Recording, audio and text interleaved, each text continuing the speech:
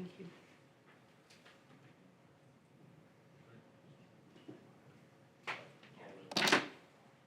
Is this pointing right now?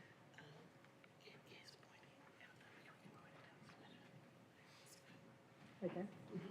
Okay, Are we okay with video? so we're Yes, recording cut out the video. Okay. Dave, we good with audio or?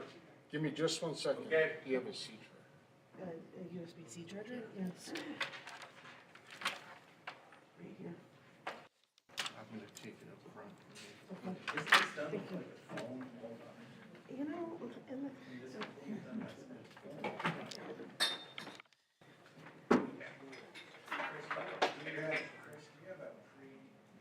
All this fancy schmancy stuff, recorder, what did you used to use?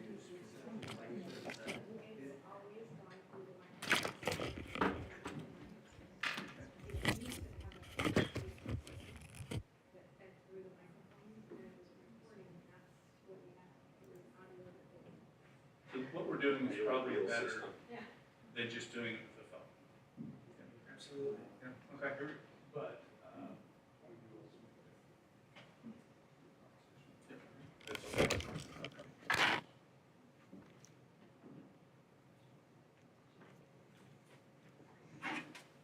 Just wait for it to start.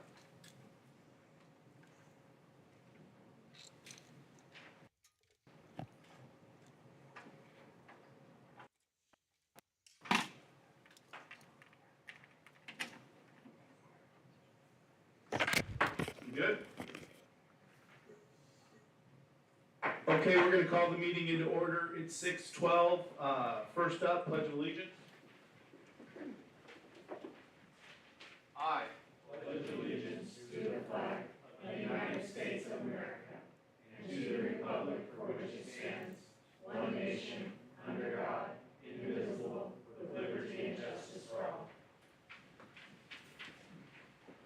Okay, I apologize, I'm starting late, we're having some technical difficulties.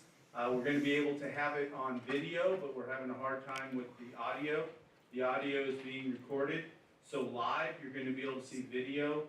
After the meeting, we will match up the audio to the video and post it again. We have talked to our legal counsel on the idea of can we do this, or do we have to have it live being presented? That's not an issue. What the issue is someone has to be able to go back and be able to listen to and record it in video. So we're doing that. Approval of agenda. Move to approve as presented, Mr. Chairman. Second. All in favor? Aye. Any opposed? Okay. Public comment, topic specific. Members of the public can provide public comment related to integrated guidance prior to action taken by the board. I see one person on here, Mr. Cordier.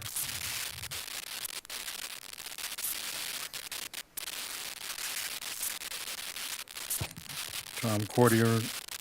I'm a resident living in North Albany. I have a question. How did who formulated the questions in the questionnaire? The state. Those are questions that are posed by the state. Okay. So scan, read portions of the 15 pages, and it seems like most of that was a cut and paste deal. But when I scan through this thing, I'm going to refer to this book called The Revenge of the Tipping Point by Malcolm Gladwell. He spends a lot of time, there's one whole chapter on so-called, he titles it The Magic Third, where a small group, maybe a group of executives would have an executive council, and they're all male except for one female. And is she effective? The answer is no. And he does a whole bunch of experiments in this chapter and relates to other authors who study group dynamics, and it's interesting. They developed the term called the magic third, And he says, I think we can go one step further. I think we can call the magic third a universal law. And there's just one quote of a female executive who was on a number of corporate boards, and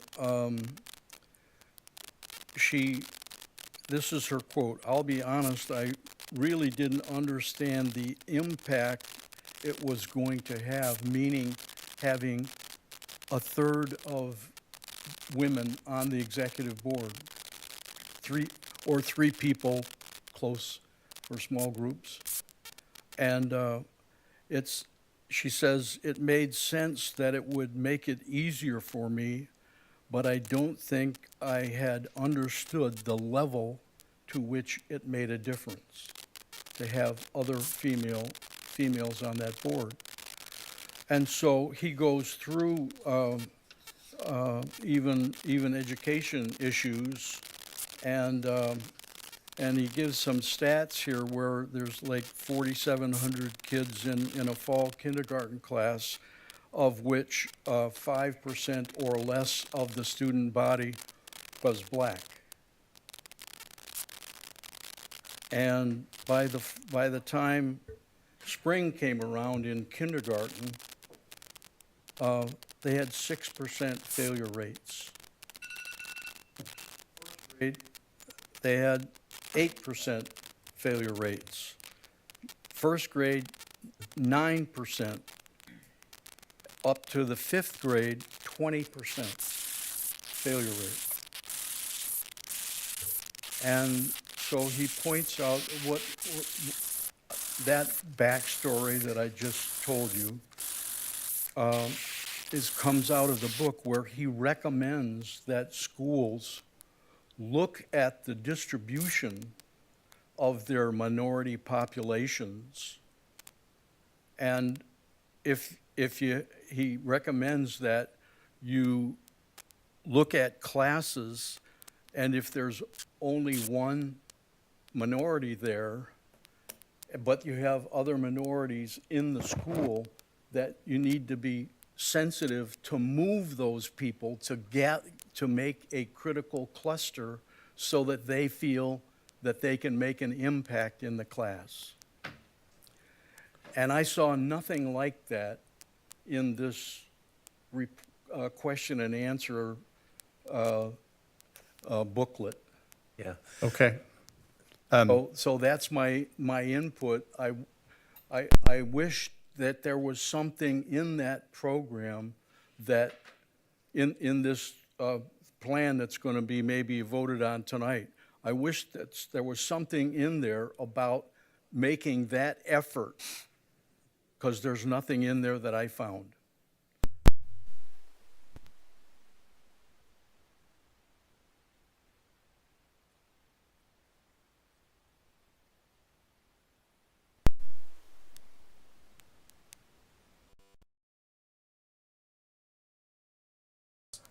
And if everyone's got a chance to look at that, do I hear a motion?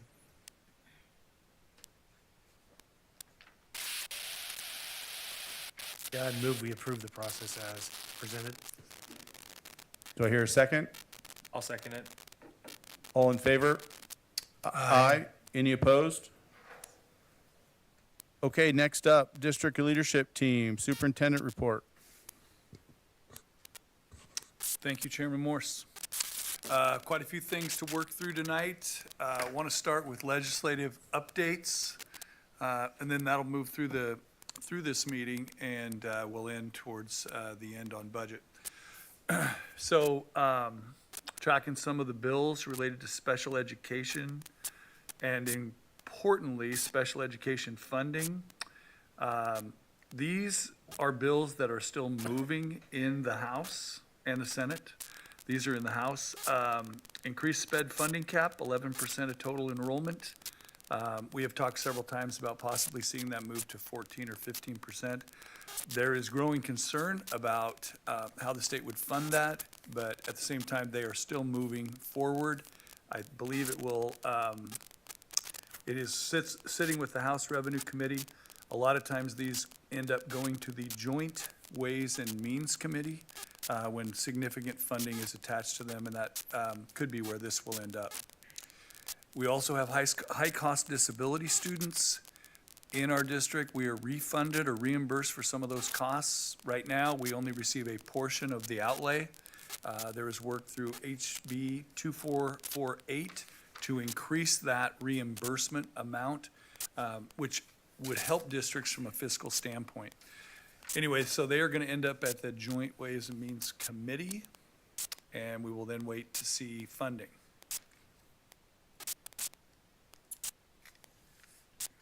If we go down this is the legislative calendar for the state of Oregon, and if you look at April 9th, which happened a week and a half ago, is a very important date. Bills that are introduced in the House must pass out of the House before April 9th. Bills that started in the Senate must pass out of the Senate by that same day. It is called the first chamber deadline. Bills that die because they do not get a vote and pass through to the other house. So that's a way that many of the bills that go, that are initially read into the legislature end up not becoming law. They die at the first chamber deadline. So we are now in between April 9th and May 9th, and bills that have passed one house are now being worked on in the second chamber. We are waiting for the May 14th revenue forecast to see what the economy is doing and what revenue we can project in the next 2 years. Many things will begin to move once we see that. Or conversely, they will not. And so that's where we are in the legislative session. We'll talk about some more bills. On the funding side, you will recall we've had this discussion that PERS has found about $160, $170 million that's kind of left over. And the law, House Bill 849A proposes that that pays for a portion of K-12's liability for PERS over the next 2 years. This would change our payroll rate that we have to assess on payroll. And it is slightly different for each district. Some districts entered PERS way back, some districts did not enter PERS until the, and so different districts have a different footprint and affects districts a little bit differently. I think Jane can talk a little bit more about that. So that bill is still alive, had a hearing the other day. It is, alive and kicking and could in fact end up being passed by both houses. Summer learning, both bills right there, you can see HB 5047 and 2007. One is for summer school this year, which was not funded in the last biennium, so it's a one-off. The second is for summer school next summer and the summer beyond. So there's 3 years. We have been pressing them hard to move these quickly. It does no good to find out we have a bunch of money for summer school on June 13th. It's very difficult to turn a program around, so we have pressed them to move as quickly as possible. What's great is that both bills for the next 3 summers of summer school are moving. House Bill 3040A sets requirements for early literacy grants. Currently, we have about $700,000 in an early literacy grant this current biennium. The governor's recommended budget sits at about twice that amount of money. It has not yet been moved beyond just the governor's recommended budget. So we're watching that really closely. But all of those could be good things for the district. We talked the other day about the changes to school district accountability, and these 2 bills sit. If you look up those 2 bills, you'll find that they're blank. There's no real language built into them yet, but they sit ready to have whatever they build for a new accountability plan to be moved there and then passed into law. You will see that a few things have been fleshed out. You'll recall that if you don't meet your metrics, then you have coaching, support, and then you end up, if you don't make it for like 3 years in a row, you end up with 25% of your district's budget being directed by the state of Oregon. It does allow us to choose from among 5 local metrics. The State Board of Education would define what they are. The current things that schools are held accountable for will be in place. Anything new, we talked about like kindergarten and first grade attendance. Any target that would be new will be added in the 26-27 year, not this year. It does call for us to have an interim assessment for math and language arts. You will recall, every meeting we go to, we do hear about iReady Math, iReady Reading. That's an interim assessment. And it does say that it needs to be administered and reviewed by the board at least 3 times per year. I think our current operations would meet that test because you guys see a lot of iReady results as we go through the year. But we could, in fact, put a whole district summary in front of you as well. And then finally, ODE support shall be provided on-site and in person if practicable. Must be led by a person with experience in at least one of the following: systems change, curriculum and instruction, leadership finance, human resources, board governance, continuous improvement plans, labor relations, community engagement. And that has broadened a lot. Now they just need a person with experience in any one of those things, because one of the things that COSA has really pushed back on is how do you have enough people at ODE to provide resource to help districts? And so that is a lower threshold than it was before. Labor initiatives right now, Senate Bill 916, unemployment pay for striking workers. It passed the Senate with 16 votes, barely enough to, that was just the majority. It sits currently in a House subcommittee on labor and workplace standards. No work sessions have been scheduled or held. It is difficult to know. They have until May 9th before a bill has to be voted out of the House. Class size is a mandatory subject to bargaining. It remains in the House. It's been referred to the House Education Committee on February 21. Recommended to Rules Committee without a recommendation to pass. It made no recommendation, but referred it to another committee. And on April 11th was referred to Rules Committee by the Speaker. No work is being done on it currently, but again, they have until May 9th. So, again, we wait for the quarterly revenue forecast. It's available to the public through the Office of Economic Analysis, and they publish it. Generally, you'll see something in the Oregonian about this when it comes out. There is concern about Oregon's economic levels, and because we're a huge import-export state to Pacific Rim countries, including China, there's a concern right now that we could begin to see some decline in revenue, and it may be visible on the May revenue forecast, which I think really holds back any passing of bills with funding for education. So we'll have to just wait and watch that. The federal grants, on the other hand, you guys just saw that the state of Oregon had a pretty clear calendar for when things would pass out or die. The federal government is much harder to understand the timing of when things may come out. Our budget process has largely devolved over the last 2 decades to continuing resolutions. And so it's a little more difficult to really get a handle on when the federal government may make an action.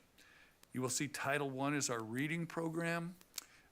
We have about 8 schools in this district that are title schools, maybe a few more in the elementary.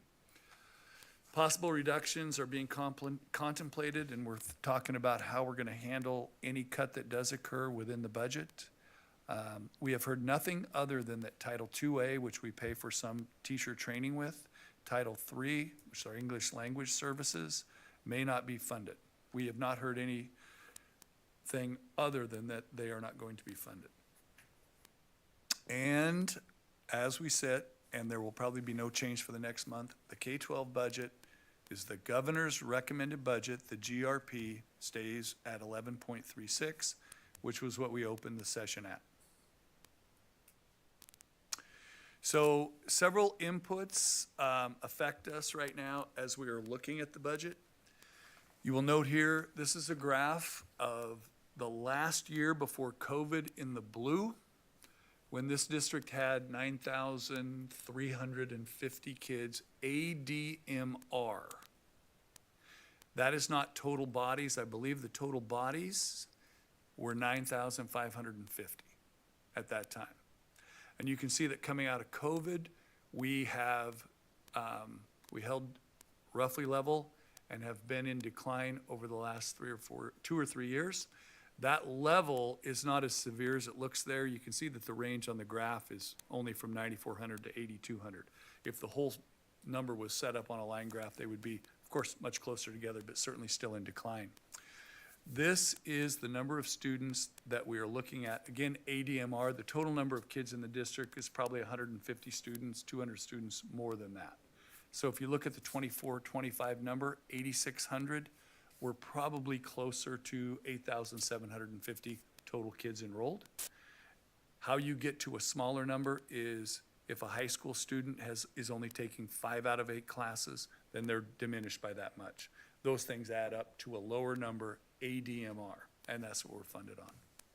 So that's our student count, and this is our licensed FTE. So as we look at the budget, I'll want to point out a couple things. Many districts right now are engaging in post-COVID right-sizing of their district. You can see that 22-23, the district had, in terms of certified, this includes nurses and other extraneous personnel, but in 22-23, we had approximately 612 teachers total. In 2019-20, we had 535 approximately. If you go back and look, let's go back one slide, Chris. We had 9,350 students at that time. This district had a population of students, let's go back one more, or forward one more, and yet we only had about 535 teachers. This was a rough certified staffing ratio, and it was true in our classified as well. We had a inverse ratio. If we look at 22-23 with 610 teachers, go back one slide. We had 8,870 students. So over the course of this time frame, particularly 21-22 and 22-23, this was the time when we had federal ESSER funds, when we had the SIA as brand new, and we had funding that grew, and we added staff. Now we are having to think more about how do we make schools happen, and this is fundamental to the budget process. How will we make great schools as we have to cut back a little bit? ESSER funds are gone, and we now have to get ourselves into a sustainable ratio as we go forward. So we're right-sizing a little bit. Most districts in the state are doing that a little bit because they've had some slight declines in enrollment. Factors that are doing this, declining enrollment, our COVID funds called ESSER have been expended. We are still needing to make sure that our district's budget has room for curriculum purchases. And we are working towards math in this current budget. We have also worked through staff compensation for all classifications. We, 2 years ago, made moves to increase the classified staff. First, through picking up their PERS. They did not have PERS picked up. Second, through doing moves over a 2-year period to the top end of their scale, which we thought was, well, which we knew, obviously we were all in agreement that the top of the scale was really low. Almost a similar situation happened here as well for teachers. The top of the scale was low, and those who followed the bargaining will know that we did offer more at the top. The teachers were the one group in this district that already had PERS, but we have worked to make sure that we have more competitive salaries compared to other districts. Mr. Nyquist has constantly reminded us that the legislature has not always provided the funding increases to account for the losses to inflation that occurred. So we feel like we can do this, particularly if you look back at what the staff level was compared to the number of kids in 2019. We know we can build a budget that will work for kids and allow the district to move forward. Let's go to the next one. Do want to address one concern, class size. This has been something that we debated in the bargaining. And we are obviously going to be mindful of this as we go forward. Want to cite a book, Visible Learning by John Hattie. Mr. Hattie has a group of people that have worked for him. He has two versions of this book, first and second editions, and he spends a lot of time looking at different things that relate to education, whether it's accelerated learning, other things. He gathers all the research available, and then he conducts an analysis of whether that practice has an impact, an effect on student outcomes. He assigns an effect size. And when he did his work on class size, he pulled together 96 different studies dealing with class size. In his rating system, a positive effect of 0.4 or greater are called desired effects. Class size, as a result of putting all 96 studies together, has an effect of 0.21, and in his first edition, class size is an impact on student achievement, ranks 106th of 138 areas studied.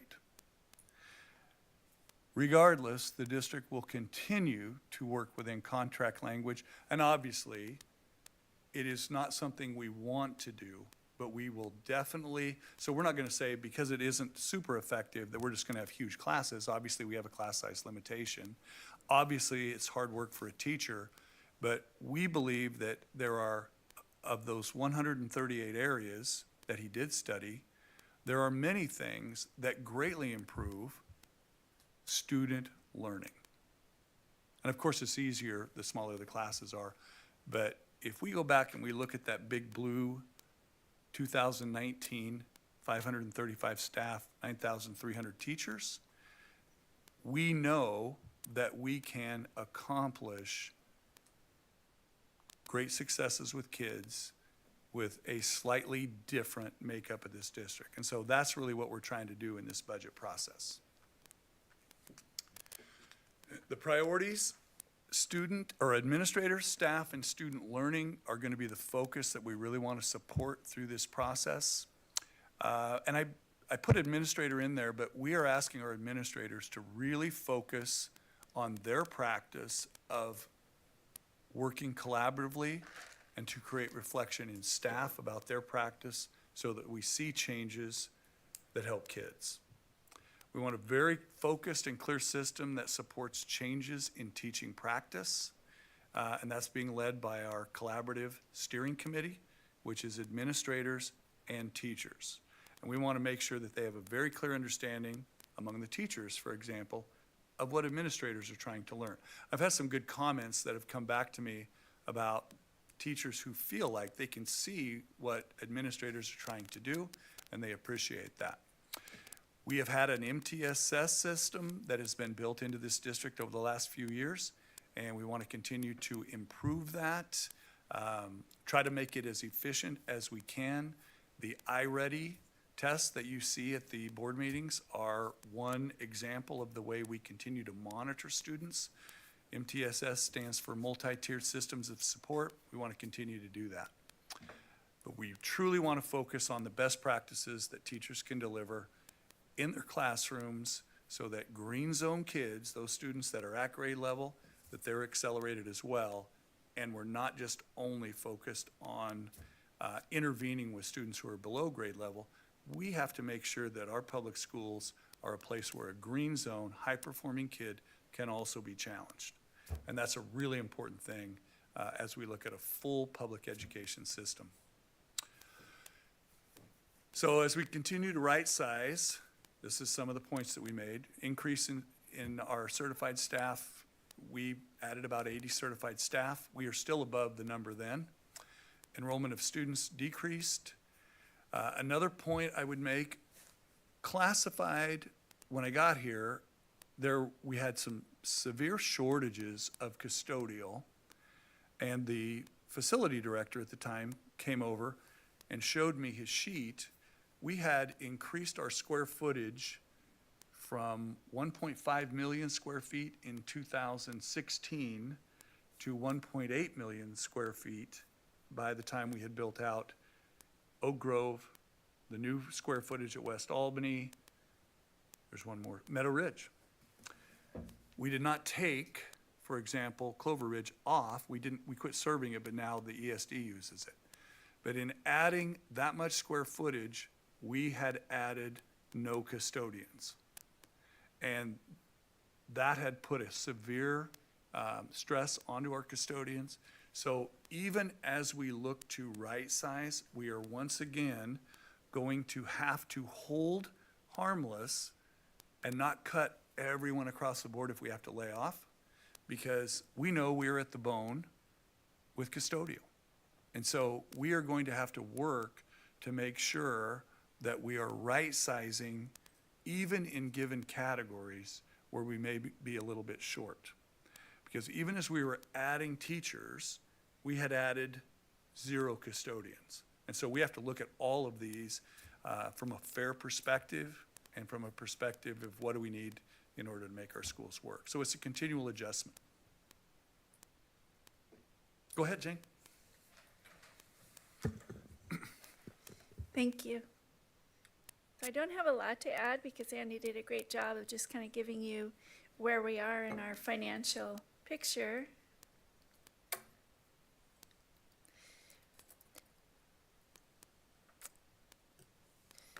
So I made updates after this updated, but the funding challenges, as Andy talked about, are declining enrollment.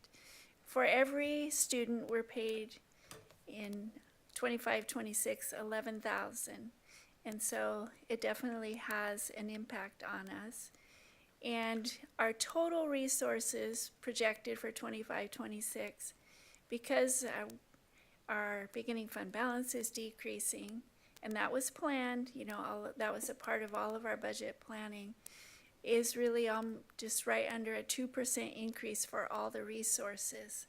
And so that definitely is a piece of our challenge. And also then some of our grants could be decreasing. A lot of our grants are based on our student counts. So we'll be looking at that piece. As the grants decrease, sometimes those FTE end up moving to the general fund. And so some of our expenditures, on the other hand, are much more than 2%.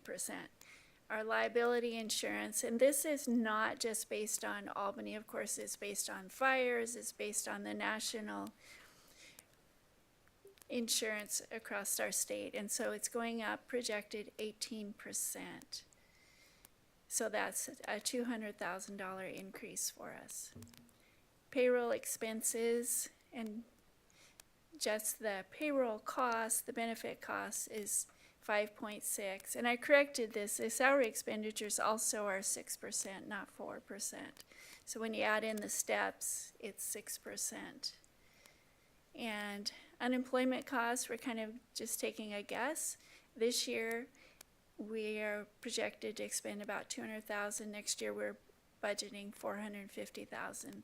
So those are just some of the expenditure pieces that we're looking at as we try to put all the pieces together.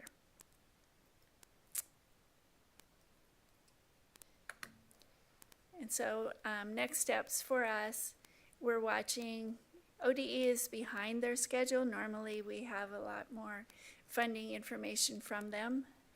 So we're waiting for the 24-25 May adjustment amount.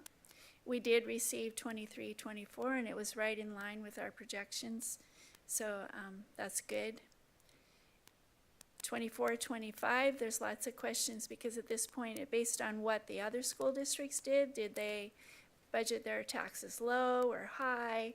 Did they project their ADM low or high? That the state will put all of that together. So could be good or bad. And then Andy said, we're looking at the state, the 11.36 is where we're planning. If they were to give us more, every 100 million at the state level equals about 720,000 for us. And then Andy also mentioned the PERS rate credit, that legislation. So remember this year, our PERS rates increased 4% for the Tier 2 and the OPSERP. Each of those rates increased 4%. And that was almost 3 million. So in visiting with Carol Samuel, she's a PERS expert that helps me a lot. She said if I wanted to guess conservatively what that legislation might mean, it might be 0.5% on each of those. So, that would equal about 750,000. So that, all of those pieces definitely would help us. And we're just watching all those pieces. In the meantime, we're working hard to have our ending fund balance for 24-25 be as high as possible. So we're looking at all expenditures, we're looking at our grants, moving FTE into the grants where we can, and watching the expenditures from the schools. We've kind of watching also our hires, our new hires, and trying to hold back from hiring. And so all of those are in an effort to increase the ending fund balance. And that is all that I had. Thank you. Questions? Any questions? Statement. Sure, statement. Thank you. I'm about done with this. Not that I'm counting the meetings or the months or the days, but it strikes me that the state controls the amount of money we get. The state dictates the labor relations and environment that we operate in. The state dictates a long list of requirements we're to meet and what we're supposed to teach. And they've done it for quite some time. And in much of that, the conversation about constitutional unfunded mandates has been absent. It's Article 11, Section 15. I know it well. A simple AI Google search will, in a couple paragraphs, tell you about it. But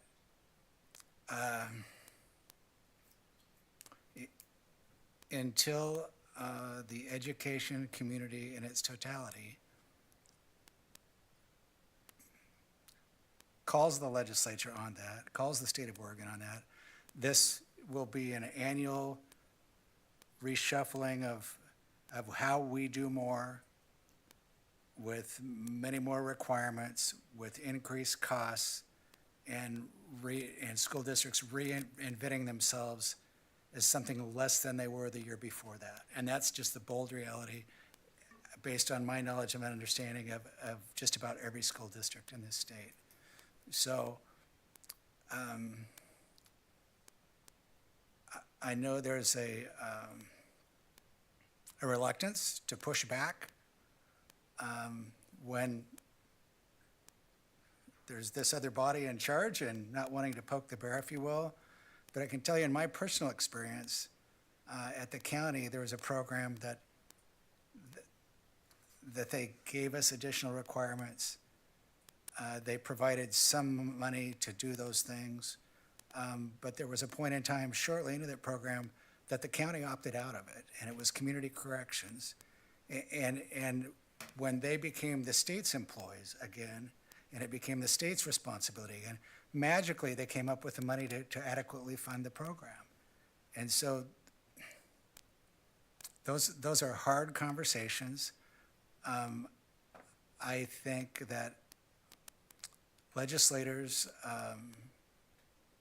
sign up and run for office and get elected in good faith to do good things for their community and for the state. But they really are, their decisions are only as good as the information that they have in front of them. So I would call on those in our district who engage the legislature to have those honest conversations, and would call on the K through 12 community statewide to do the same. Still to this day, the governor's office and the legislature and their budget does not make up for the $500 million error they made, in our view, last session when they projected for and gave 6.5% increases to state employees, their employees, when they calculated the funding that school districts are going to get. That number all of a sudden became a 5% over a 2-year period. And over time, the math just doesn't work, it won't work, and I thought that the effort to hold the school board accountable and responsible for this entire fact set and the circumstances last November during a strike was interesting, but it completely sidestepped the real issue that K through 12 has in Oregon and the very challenging future we've got, and we've just got to have honest conversations about that going forward. I appreciate your optimism and all that you do, all that the entire team does with the resources they have, the requirements they get with the funding available. But I just don't see how this continues with this model long-term for education in Oregon. Thank you. Okay. Board reports. Sean, anything? Roger, you got any more to talk about? I do.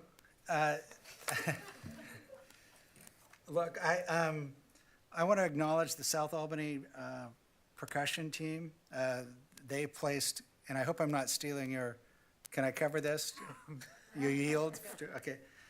They placed highly in a number of regional events this year. They earned the right to go to nationals in Dayton, Ohio, and they did that. While they were there, one of the members, Alyssa Austin, was the single scholarship winner out of hundreds of participants. Congrats to Alyssa, and congrats to Colorado and the rest of the team. You had a great season, and I personally, and hope we as a community, look forward to your attempt to get back there next year and support you in doing that. Thank you. I don't have anything.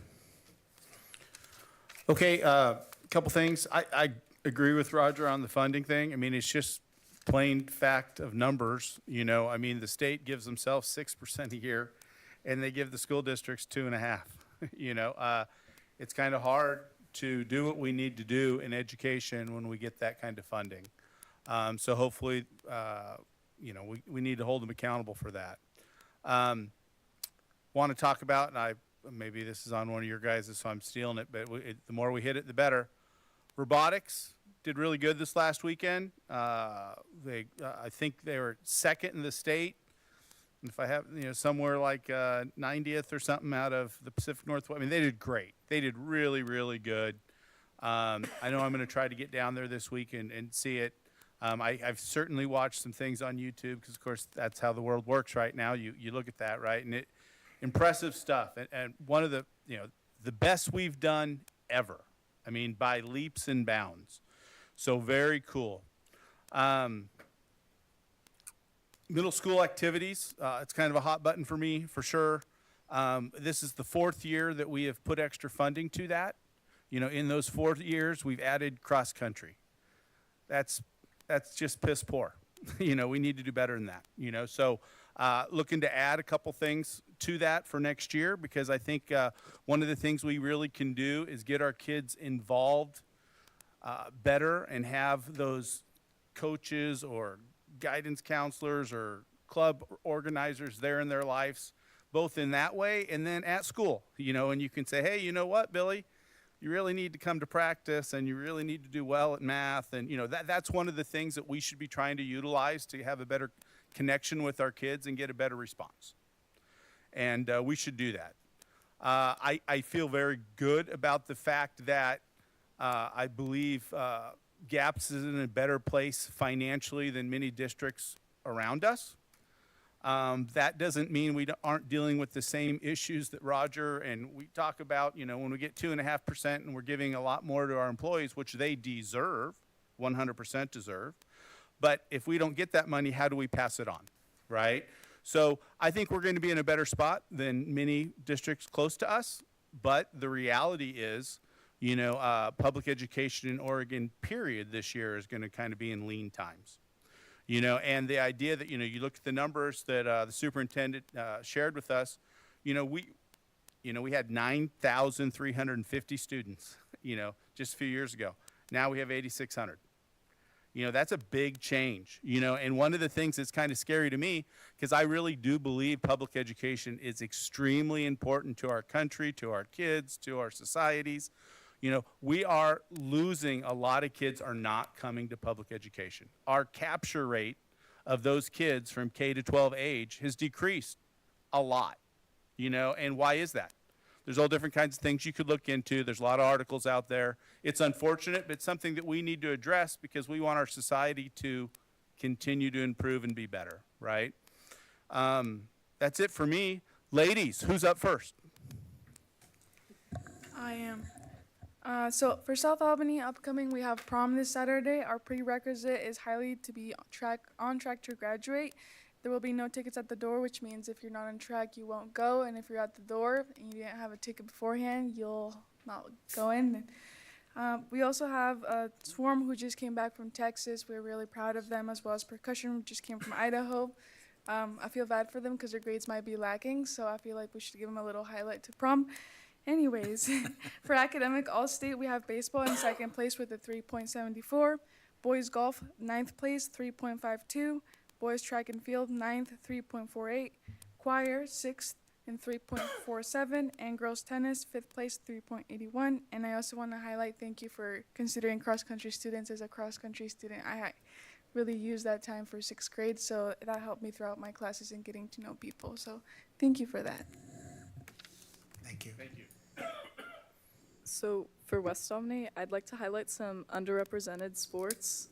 So girls lacrosse has a game this Thursday at home, and boys lacrosse has a game Saturday at Burns. And girls tennis is going to be going against McKay on Tuesday. So some certain events that are going on. We have our 8th grade presentation night on Tuesday, where clubs and activities at West Albany can really try to, get 8th graders interested in joining these events and, hopefully just being interested in going to high school and really succeeding there. And we have academic awards on the 29th and prom on May 10th. Thank you, ladies. Okay, next up, committee, community, and school presentations. Bruce. To start us off tonight, we have Tabitha Cornelson from Waverly Elementary. She's going to give us a fantastic presentation and share all the amazing things that are happening at Waverly. Thanks for being here, Tabitha. Welcome. Thank you. All right, let's see if I can work this thing. Like a charm. Is it? Yes. It's working great. Oh. Oh, well, now we went too far. There we go. All right. Again, I'm Tabitha Cornelson, principal at Waverly, and our mission is we will work to develop critical thinking skills and focus on the values of respect, perseverance, and compassion. Our vision is everyone at Waverly Elementary School will contribute to a safe environment and an academic learning community. So our first goal is working on improving climate and culture. And we're using our DESA scores to see how we're doing, to see where our students are socially and emotionally. Our goal is to increase it by 2% this year, and we want them to be in typical or strength. And our at the beginning of the year, we were at 82% in typical and strength, and already at mid-year in January, we went up 4% to 86%. So we've already bypassed our goal, and we just want to continue that. We're really doing that. My counselor is amazing and has been doing a lot of social groups and classroom lessons really focusing on the areas of needs that we see the students lagging in. And then we're using SEL curriculum school-wide, zones of regulation, Kelso's choice, and second steps. Our teachers have really been doing a lot of SEL in our classrooms, and we're seeing a change because of it. We're monitoring and adjusting school systems based on our trackers and synergy data, and just trying to get more family involved so that we can build our community up at Waverly. Goal 2 is focused on ELA and increasing our scores by 5% in the, we went grade level, obviously, or above. And at the beginning of the year, we were at 18% at grade level or above.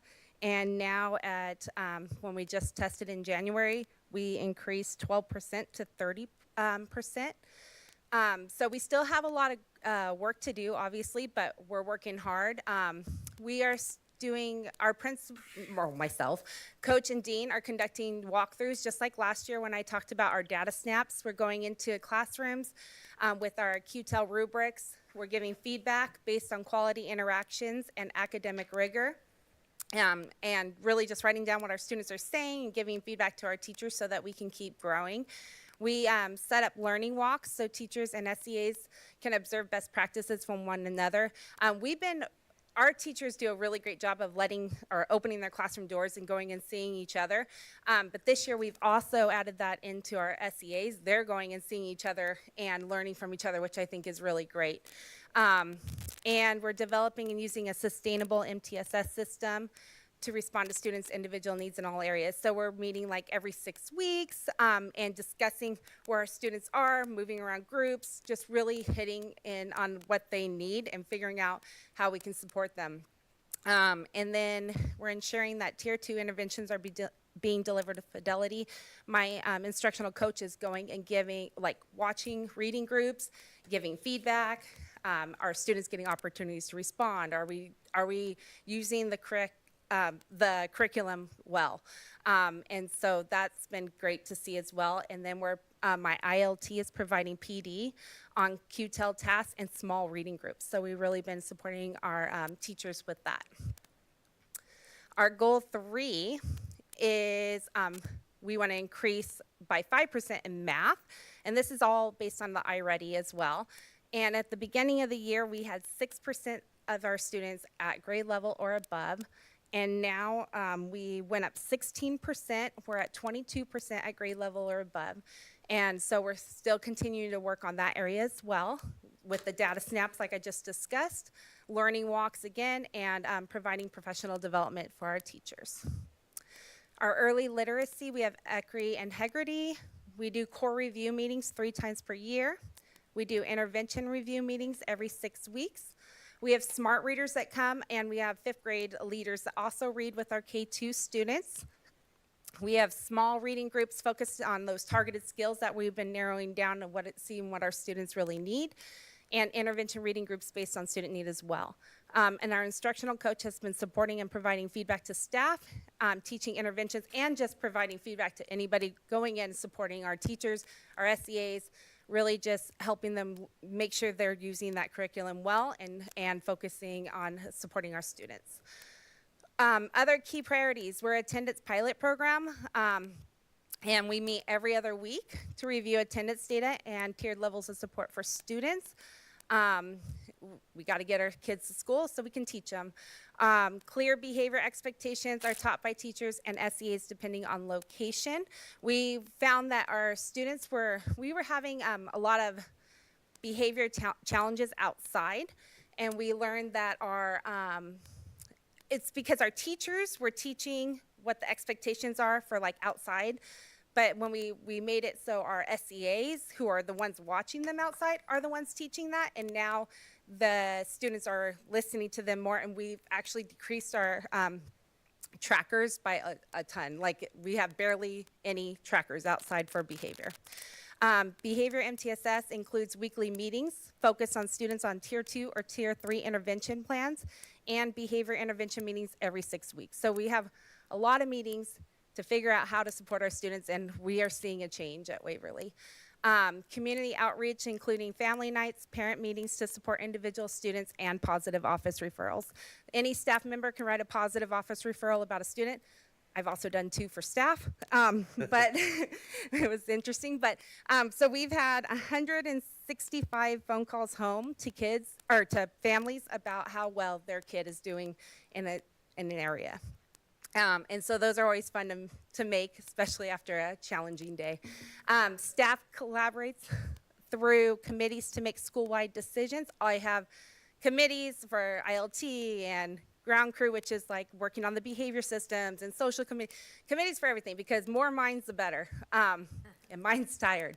And then we're learning the CEL 5D plus curriculum and continue to grow in that.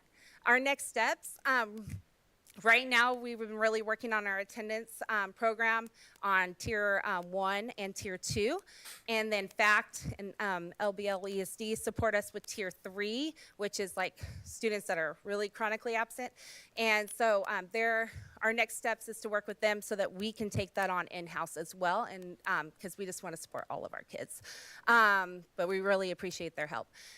We're going to continue to promote parental involvement through a PTC. We didn't have one last year, or we haven't had one really, but we are starting to get a couple of parents that are coming and joining us and helping us out with things, and that's exciting. We're increasing opportunities for engaging family events. So we're like sending out a survey in May that we have all set up so we can get feedback from our families. What would they like to do at our school? Because that's one thing that I really want to strengthen at our school, is that community involvement. And then increase school-wide behavior incentives. We're always increasing those so we can see a decrease in the behaviors. Our points in pride. So Safe and Civil Schools came to our school, and this was earlier in the year. And they walked around and they looked at all our systems, and they just kind of watched what we were doing, and they said that our school was not the same school that they had gone to a couple years ago, and that it felt totally different. It was positive. It felt great. The systems are solid. They were having trouble finding us areas to improve in, and that felt really good. My staff really needed to hear that. I needed to hear that, and so it was exciting news that we've made a big difference. And they were going on about our champs for all the areas, so kids knew they could ask a kid what the expectations are in this area, and all the kids were able to tell them. They were making a big deal about how every staff member was greeting kids and greeting people who came in, and how welcoming Waverly felt, and that's what I live for. Our preschool program is doing amazing work. They're really helping our students develop skills so they'll be prepared for kinder. Like I mentioned before, our attendance pilot program's going well. We're really working on that. We have mentors for attendance and students who need daily check-ins. So we're checking in with our kids that miss a lot of school, getting them at school as the best we can, and just supporting them. Spirit of Giving.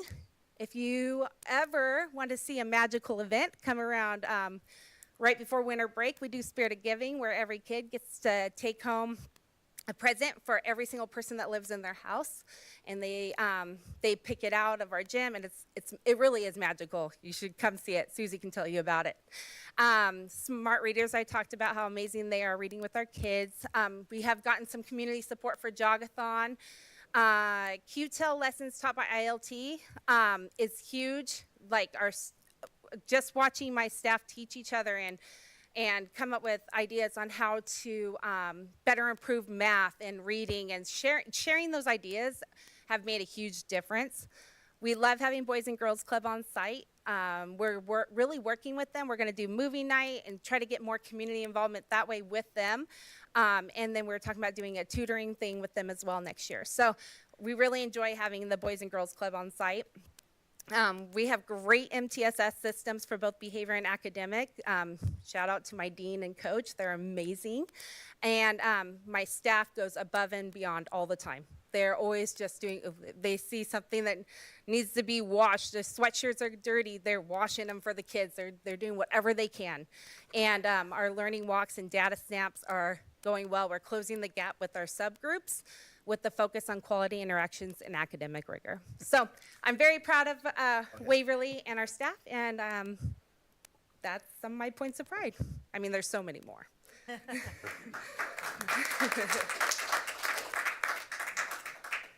Any questions?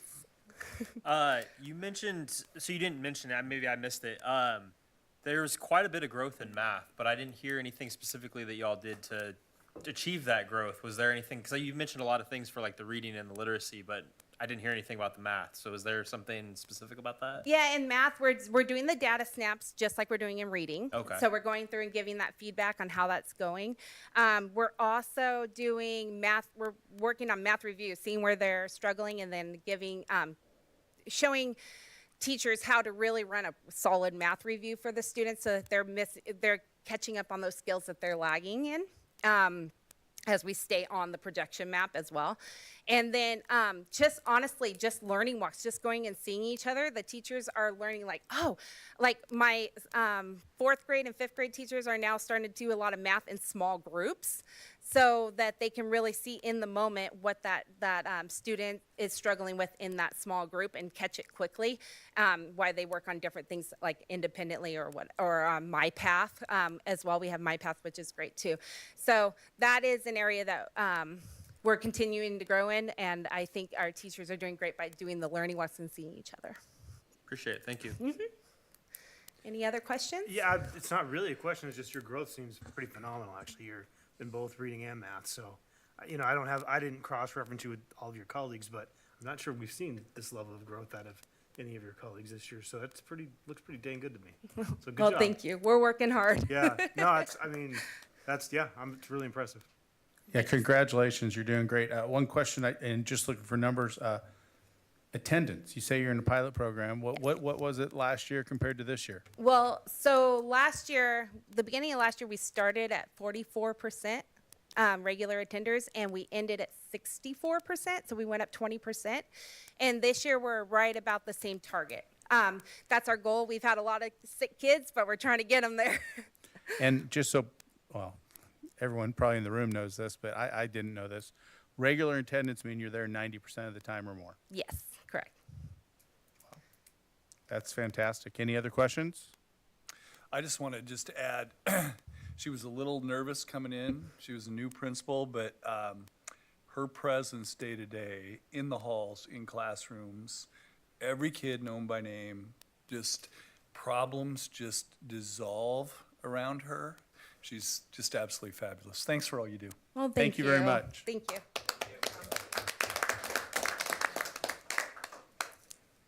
Okay, next up, Bruce. Next, we have the fantastic Bree Zika from North Albany Middle School. She's here to share the amazing things that are going on there, and I think you'll be very impressed.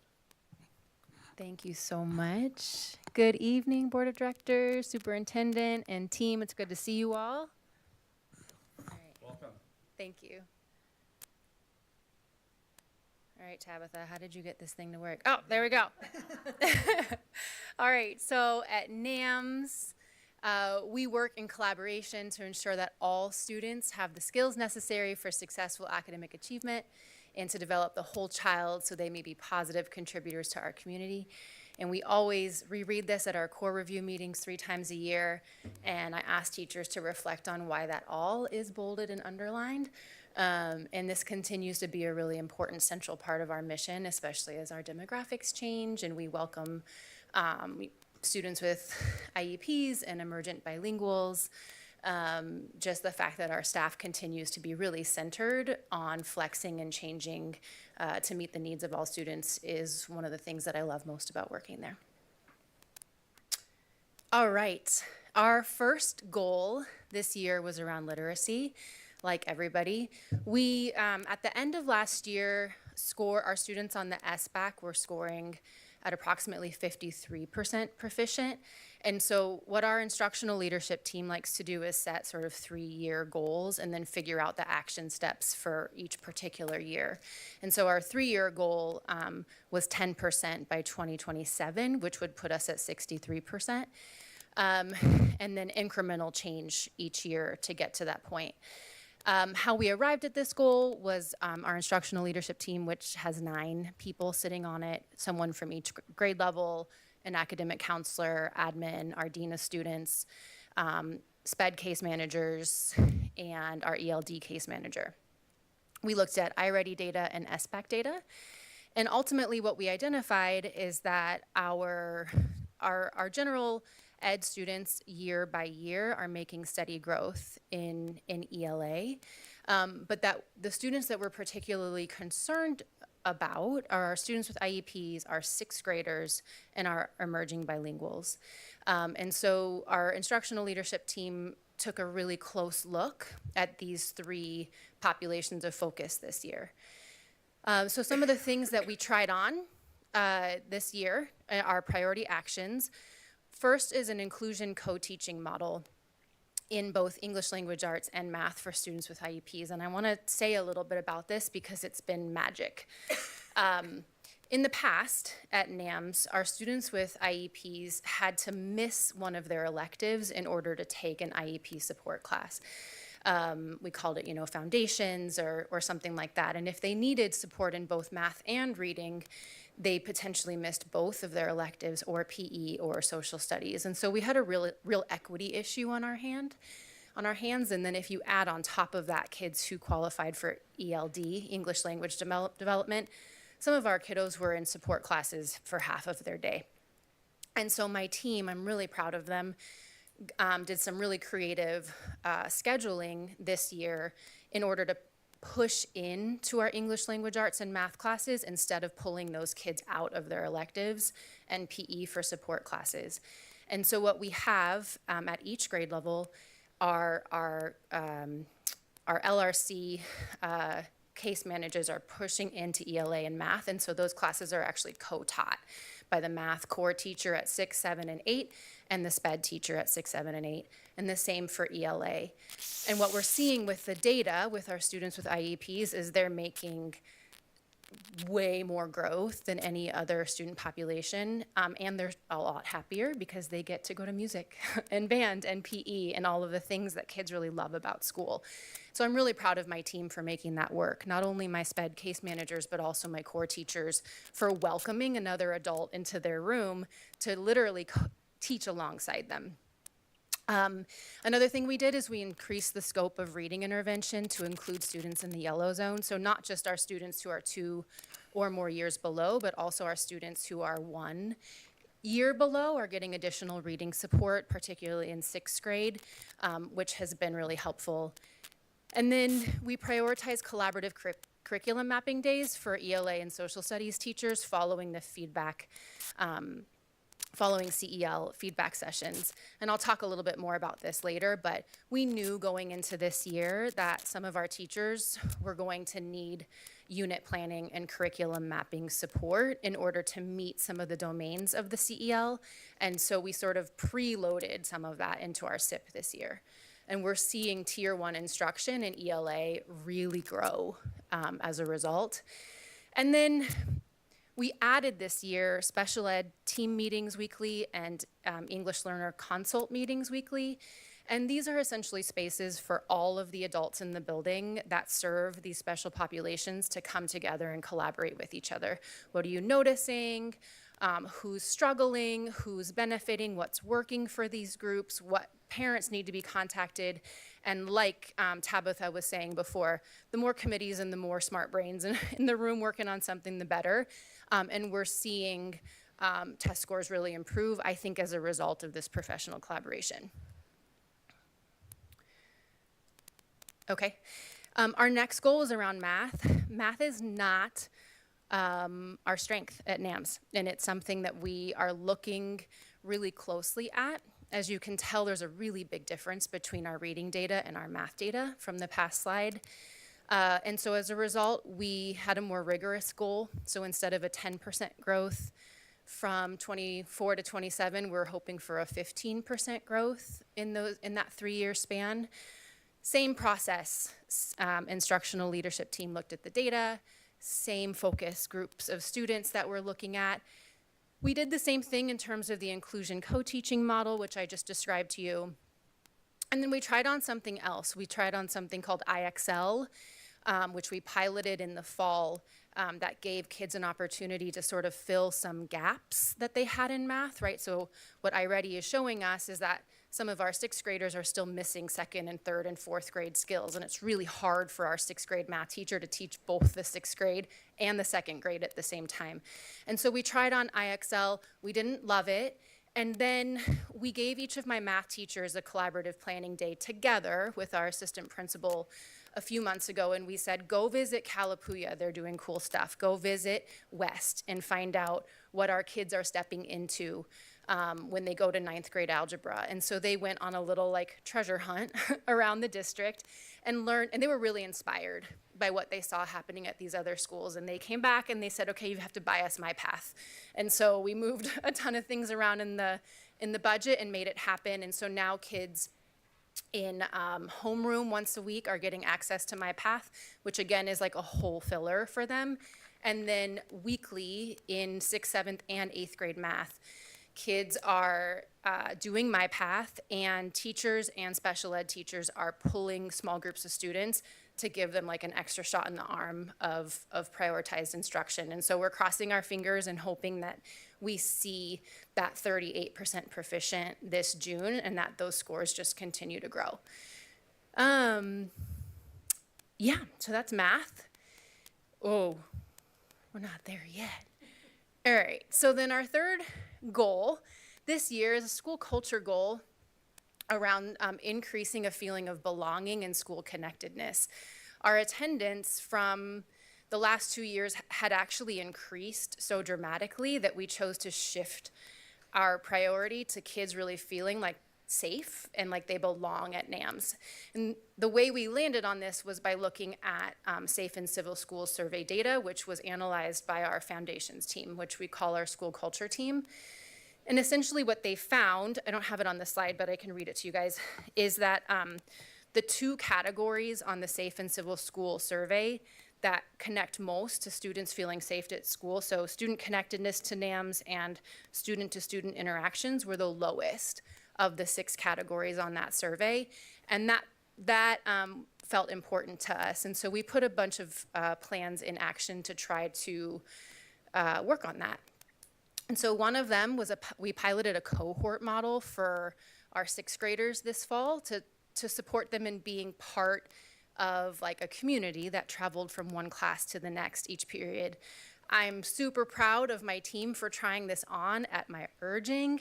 It has not been great, and I'm happy to respond to any questions you guys have about that. But we've learned a lot from it, and there are some pros and cons. We likely will not be doing that again next year. My teachers are just like, they're sick of each other. They need a break from each other, but there are elements of some things that are really good that we want to hang on to. And then, like I said before, another priority action is that we know that those electives are classes that build that sense of belonging and community and that excitement about coming to school. And so through this flexible scheduling with our bilingual program and our special education program, we were able to increase elective access for our English learners, our students in the bilingual program, and our students with IEPs. And we're seeing that have an increase in belonging as well. And then we also really focused on homeroom this year. So each of our students has four periods of homeroom per week. We just don't have it on that short Wednesday. And they start every Monday in circle. They read they listen to the announcements together. They share how their weekend went. They reflect on their grades together. They set goals together. They talk about what they want to be when they grow up, right? So it's that homeroom is really a family and a community that we're really proud of building. And our admin team, so myself, our amazing assistant principal, Mrs. Dietrich, and our dean of students, who's also incredible, Cameron Thompson, meets with our counselors weekly to build those homeroom plans for the next week. So we're not actually asking teachers to plan them, they're just beautifully facilitating them. And so having that thing that all students across NAMS get to collectively participate in weekly, regardless of what your schedule looks like, has been really important. And then we've increased dances, which is really fun. Mr. Schmidt came to one the other day. And we've increased school-wide assemblies, and we've also increased attendance celebrations, which has helped us towards this goal. Okay. And then secondary schools were asked to report out on how we're focusing in on college and career. And so this is basically our goal for this year is that students in all grades at NAMS would have exposure to and authentic opportunities to research colleges and careers. So in the past, it was only 8th graders that got to participate in Career Day at NAMS, and it was an awesome celebration. And we always had our 6th and 7th graders like, oh man, I want to do that too. And so they get to do that too this year. And so this May 14th, we're going to launch Career Day with some really cool speakers that are going to come in. We've got a firefighter. We've got some law enforcement. We've got a pop star. We got a pro basketball player coming. So we're really excited about that. And then 7th graders will spend a ton of time in May and June working on college exploration projects, and 8th graders Career Day or career exploration projects, and then they'll present those school-wide right before promotion.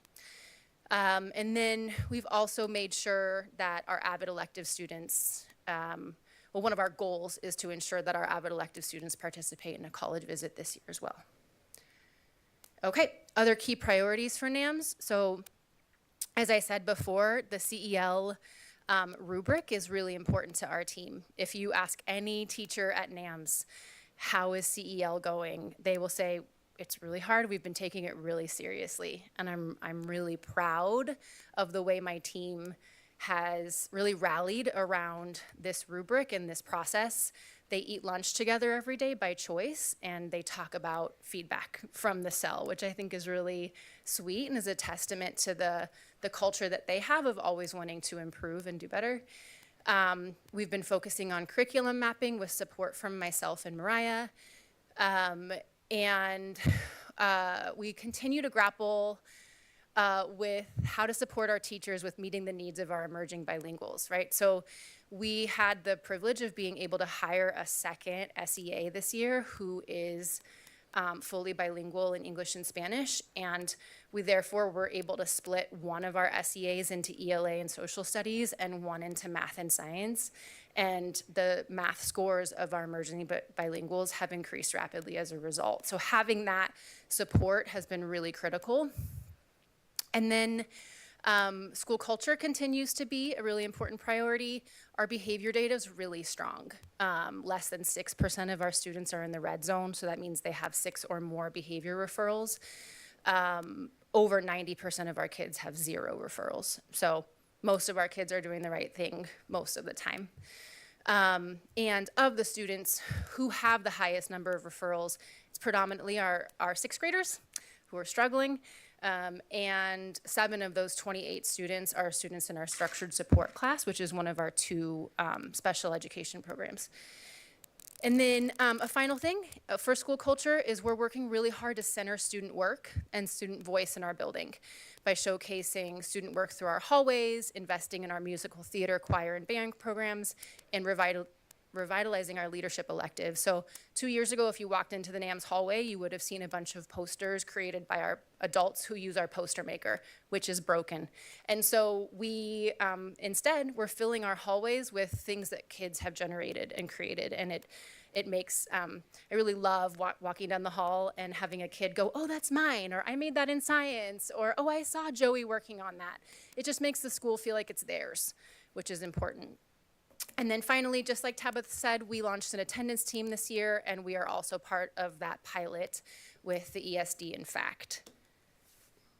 Points of pride and promise. Again, super proud of my teachers for wrapping their minds around the cell and really investing in that process. And want to thank my 2 teacher leaders, Tish Bataro and Katie Kelly, for really walking hand in hand with me and supporting that work. Student achievement, we're really proud of our 3 amazing students who just passed the ELPA after years of incredibly hard work, and their wonderful teacher, Mrs. Maciel. And then in just 1 semester, this is the SPED data I was raving about. So in only 4 months, one of which was taken up by a strike, our students with IEPs made 140% of the projected annual growth in reading. And so that's what they should have been making by June, and they had made it by January. Without an entire month of school. And so there's something really right about this thing that we're trying on this year. A point of pride for school culture. As I said, less than 6% of our kids are in the red zone for behavior. And then for attendance, for the first time, we have an attendance team that's implementing interventions at all 3 tiers. I can't take any credit for this. This is 100% Mariah and Cameron, our dean and AP. But here's what they're doing. Tier 1, there's a random drawing at lunch, and the student has to be present to win. So they use that big fun wheel, and if your name is called and you happen to be sitting there, you get a cool prize.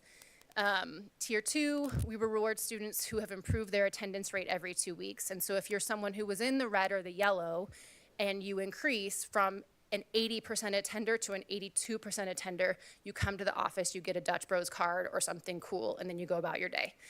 And so we've gone from 43 students to 70 receiving that award. And then tier 3, kids who are basically like really struggling to get to school, we have individual incentive programs, and we're working closely with our FACT team who comes and meets with them weekly to support us with that. That's everything. What are your questions for me? I guess I'll start again. Yeah. So for both goal 1 and 2, reading and math overall, it showed your goals on the slide, but it didn't show you where you're actually at. Yeah. Would you like to know? Roughly, I won't be able to remember all of the numbers exactly, but just a rough idea. And my apologies for not including that. Okay, so for iReady, we started the year in September with math. We were at 25% proficient, and then by January, we're at 31%, so about a 6% increase.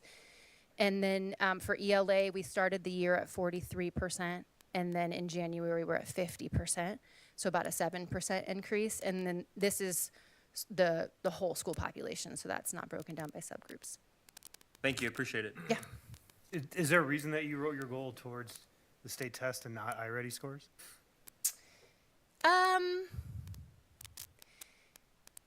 That's a really good question. Okay. It doesn't- He has.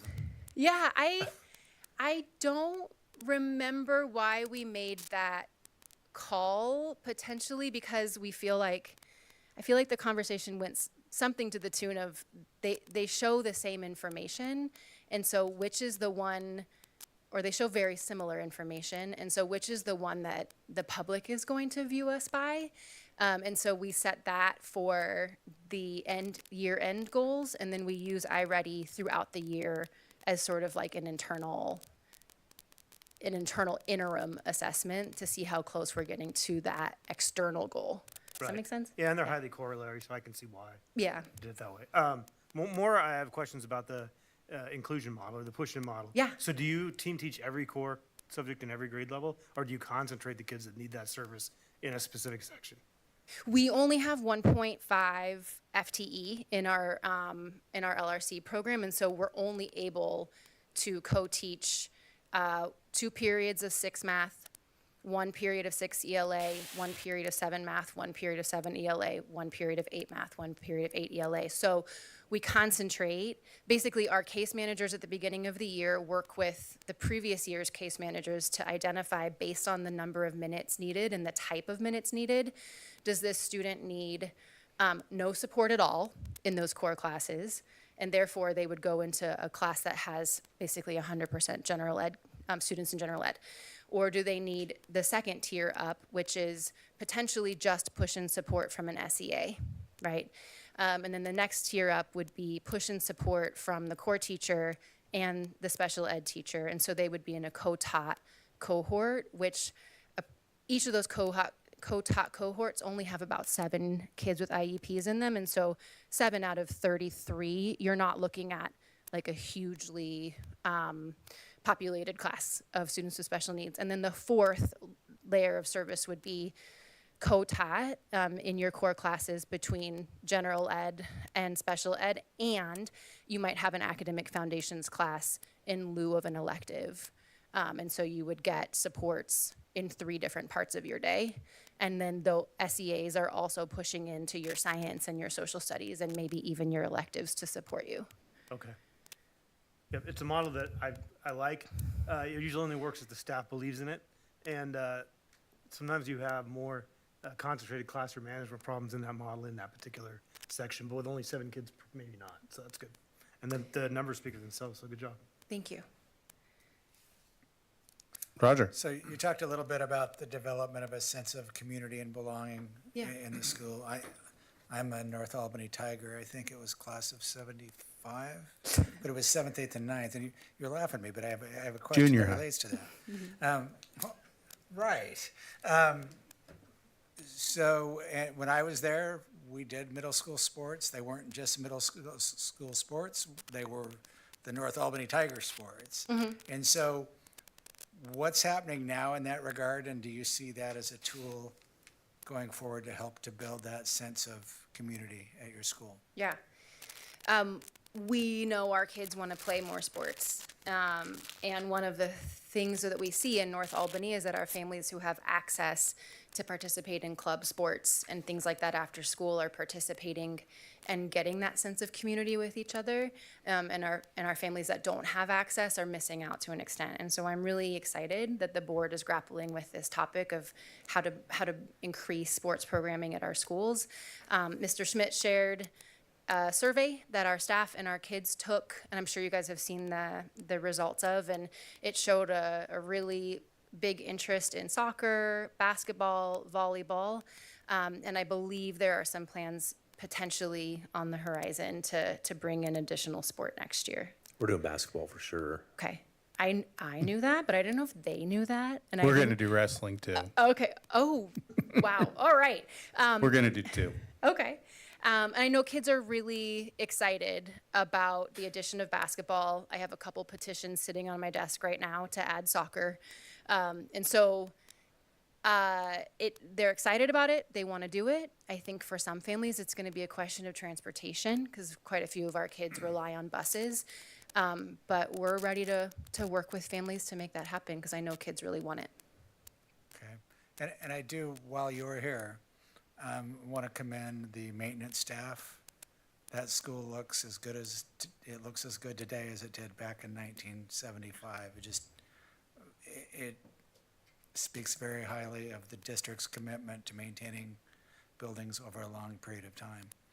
The other question I have is, I'm not sure who it's for, but there's still the grove of trees behind, and so those trees must have been 40 or 50 years old when I was there. Okay. And so somebody ought to check the health of those things. We wouldn't want them falling down, and I think they might be about at that level. I don't know. Dave, Executive Director Bolin has a tree borer. He's going to check the age on those trees and. Well, I'm not worried about the age. I'm worried about them.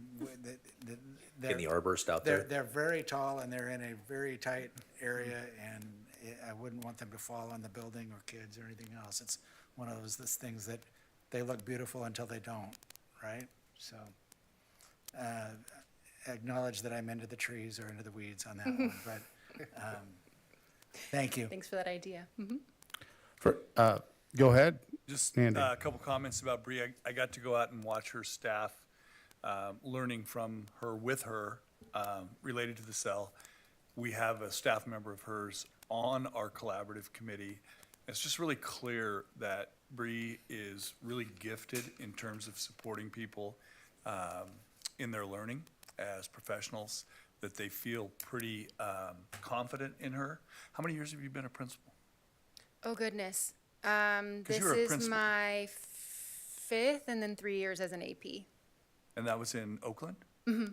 Yeah, and so we feel really lucky to have Bree with her background knowledge and her leadership ability at North Albany. It's really clearly reflected in her staff. So thank you for all you do. Thank you. I got a couple things. First off, I agree with Roger. Last few days, I've been driving around. I've seen your crew out there mowing lawns and making things look pretty, and they need to hear thank you for that. Yeah. Because I think it's a big improvement. Bree, I think you and your staff have done a great job, and thank you for that. You know, I have a couple comments, one from both my kids. So attendance, what's attendance at right now? Is it going up? Is it going down? It must be going up. Yeah, so where's my attendance data? 22-23, so 2 years ago, we ended the year at 72% regular attenders. And then last year, we ended the year at 81% regular attenders, so made a ton of growth. And so that's why we sort of kicked to a different goal, right? And then this year, we're looking lower than last year. So we're looking at Okay. 75% regular attenders. And we attribute some of that to sickness, this crazy flu that was going around. And then also, we had a really hard time getting some kids back from the strike. Okay. But still stronger than we were And 2 I- years ago. Yeah. I think all your ideas here and how you're doing that worked really great. And I just share with you a thing that both my kids brought to me at one point when they were in middle school, and I thought it was really interesting. And I could understand it. My son came to me and said, "Hey, Dad, Mikey or whoever got a pizza or a Dutch Brother card and stuff." And I'm like, "Okay." And he explained it to me. I could figure that out. Well, what it was is, Mikey wasn't come to school and he was, And so my son said, "Hey, if I miss school next week and then I come the week after, I'll get Dutch Brothers." Yeah. And it was kind of like, okay, that's not really what we want, Yeah. So I guess what I would say is try to, those kids that are showing up, make sure they understand that they're doing great too, and throw them a bone every once in a while. Otherwise, kids like mine who normally go all the time start thinking about how they can work the system. Yeah, that struggle is real. It is 100%. My son was all upset when I tried yeah. to explain to him that he was winning by being there. He's like, "No, Dad, I didn't get Dutch Brothers. I did Well, not win." I will give a shout out to Mariah and Cameron. They this year have started hosting a quarterly. We call it an honor roll celebration. Great. But honor roll is not just academic. It includes kids who have strong attendance, who have fewer than 2 tardies to class, who have 1 or fewer behavior referral, and who have no D's or F's, right? And so they come to the cafeteria, they're making caramel apples, they're playing video games, they're not going to class. And so we do host those this year to celebrate our kids who are doing the right thing. I think that's awesome. I'm just telling you, and you sound like you hear it. Yeah. Those kids are like, what about me? Yeah. The other thing I would tell you, and having been to your school, I do feel like everyone feels community and they're excited and they enjoy being with one another. And I love the fact that you're getting things up in the hallways and stuff like that. I think that's really important.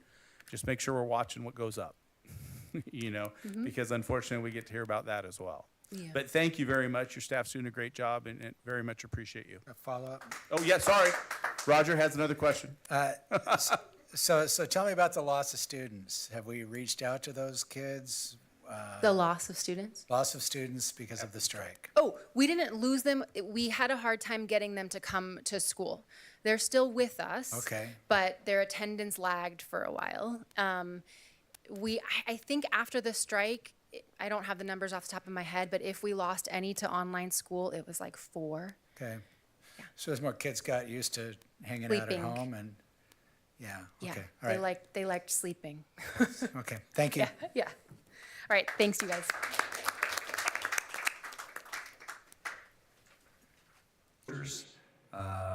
And of course, signs and banners presenting false information shall be prohibited. Recommend that we pass the policy. Do I hear a motion? I'll move to approve policy KJB as presented. I'll second. All in favor? Aye. Aye. Any opposed? All right, next up is reports, special programs. Bruce? I'd like to introduce Director of Special Programs, Krista McGuire and Ashley Pope. They're going to be presenting some key information. Oh, is Ashley not getting up to the, oh my gosh. Here for moral support. Look at her face, you're right. Sorry about that, Ashley. You're on your own, Embarrassed you. Krista, you're on your own. I know you can handle it.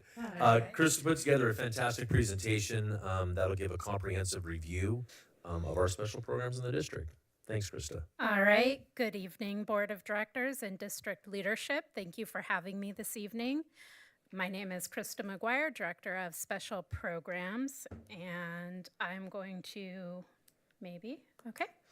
take you through a little bit about special programs in Greater Albany. And so our vision is all staff are united to bring students with and without disabilities together in equal partnership to build a culture of acceptance and belonging. All staff will ensure that students are able to work collaboratively and are college, career, and community ready. With high expectations, unimpeded by bias or discrimination, all students will access the general education curriculum and environment where they will develop agency and voice. And our mission of special programs is to positively impact the quality of life of students with disabilities and their families by educating, affirming, and inspiring each student in an equity-embedded school system. And so some of the things I'm going to talk to you about a little bit tonight include, as Bree mentioned in her report, opportunities for inclusion, as well as some of what was mentioned in previous reports, our multi-tiered system of supports and how that works in conjunction with special education. Whoops. Oh, is this not the newest? Did this not get updated? I think this is a older report, and so I will. Let's see if we can, Can we let's see if pull we it can up? fix that, Okay, yeah. thank you. Sorry, right after the deadline, I made some changes we- and sent that in. I know we worked on that together, so give me 1 second. That's different. The one you have on your computer is updated? It just might not be on the presentation. Bruce, Sean says that the one on that they have is different than that one.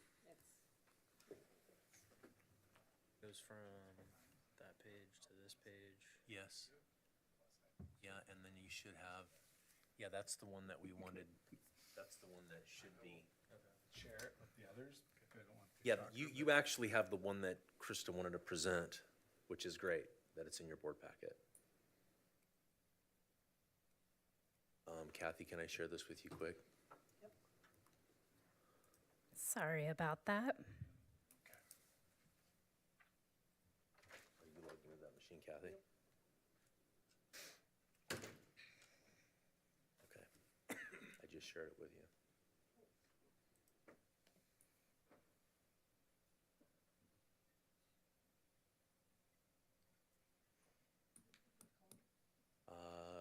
It's called Special Programs Board Presentation 2024-25.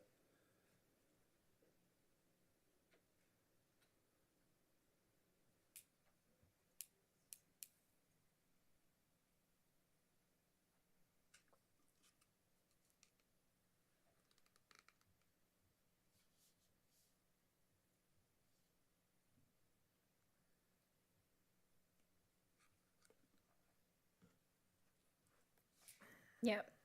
That's it. Perfect. Oh, good. Questions? Sorry. That's okay. I got you. Soon.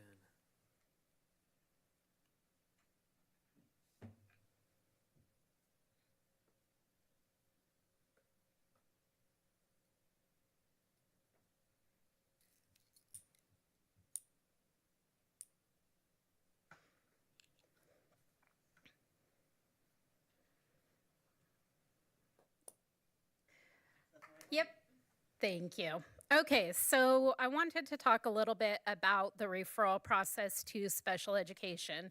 And so it's been mentioned in a lot of the building board reports, as well as the superintendent mentioned it at the beginning of this meeting tonight, is that the GAPS really embraces a multi-tiered system of supports, or an MTSS, wherein students receive targeted intervention based on data that is in the moment data. So all of our students are screened 3 times a year. And if a student is not meeting a skill area, they're automatically put into interventions. And then we collect data and we meet to review that data and determine if students are making progress. And we work to intensify the intervention if students are not making progress, up into a point where potentially they may be referred to special education. So if they're not responding to those targeted interventions, or if they're suspected of having a disability for other reasons, then they may be referred to special education. But we really do try and partner with general education to make sure students are receiving the interventions that they need prior to necessarily needing to be identified as a student with a disability that requires special education services. And so then if a referral is made, we conduct evaluations to determine if a student qualifies in one or more of the 12 eligibility categories that are defined by the state of Oregon. And if so, if a student qualifies in one of those areas, then the team develops an IEP to provide specially designed instruction and related services in the least restrictive environment. So we're going to talk a little bit more about what least restrictive environment means. And then the IEPs are reviewed annually or more often if necessary. So we really do want to try and intervene early to make sure students are getting what they need, and that looking at identification is only after that process happens. So these are the 12 areas that students can qualify for special education in the state of Oregon. And so this also then shows you trends across time. And so one of the areas that I specifically want to highlight is the area of specific learning disability. And so we've steadily decreased our eligibility of students under the area of specific learning disability from 28% in 21 to about 24% now. And that's the area that's the most linked to a high quality MTSS system. So we're really looking at those reading interventions, math interventions, and that's the area that students will typically qualify for specific learning disabilities. So our data shows that as we become more targeted in our MTSS and we provide more supports to students early on, we see fewer students then becoming eligible for special education. That's also the other area that potentially has an impact with RTI is our behavior. We're really starting to hone in and doing targeted behavior interventions. And so that qualifies typically students for under an emotional behavior disability. And you can see there that we've also decreased from 5% to 2, a little over 2, excuse me. And so those are the areas that are most attributed to those interventions. The other areas are staying relatively stable. As you would expect, some of the low incidence or meaning not a lot of students qualify for them, we've been pretty stable. The areas where we are seeing an increase is autism. So we are seeing more students identified as students with autism.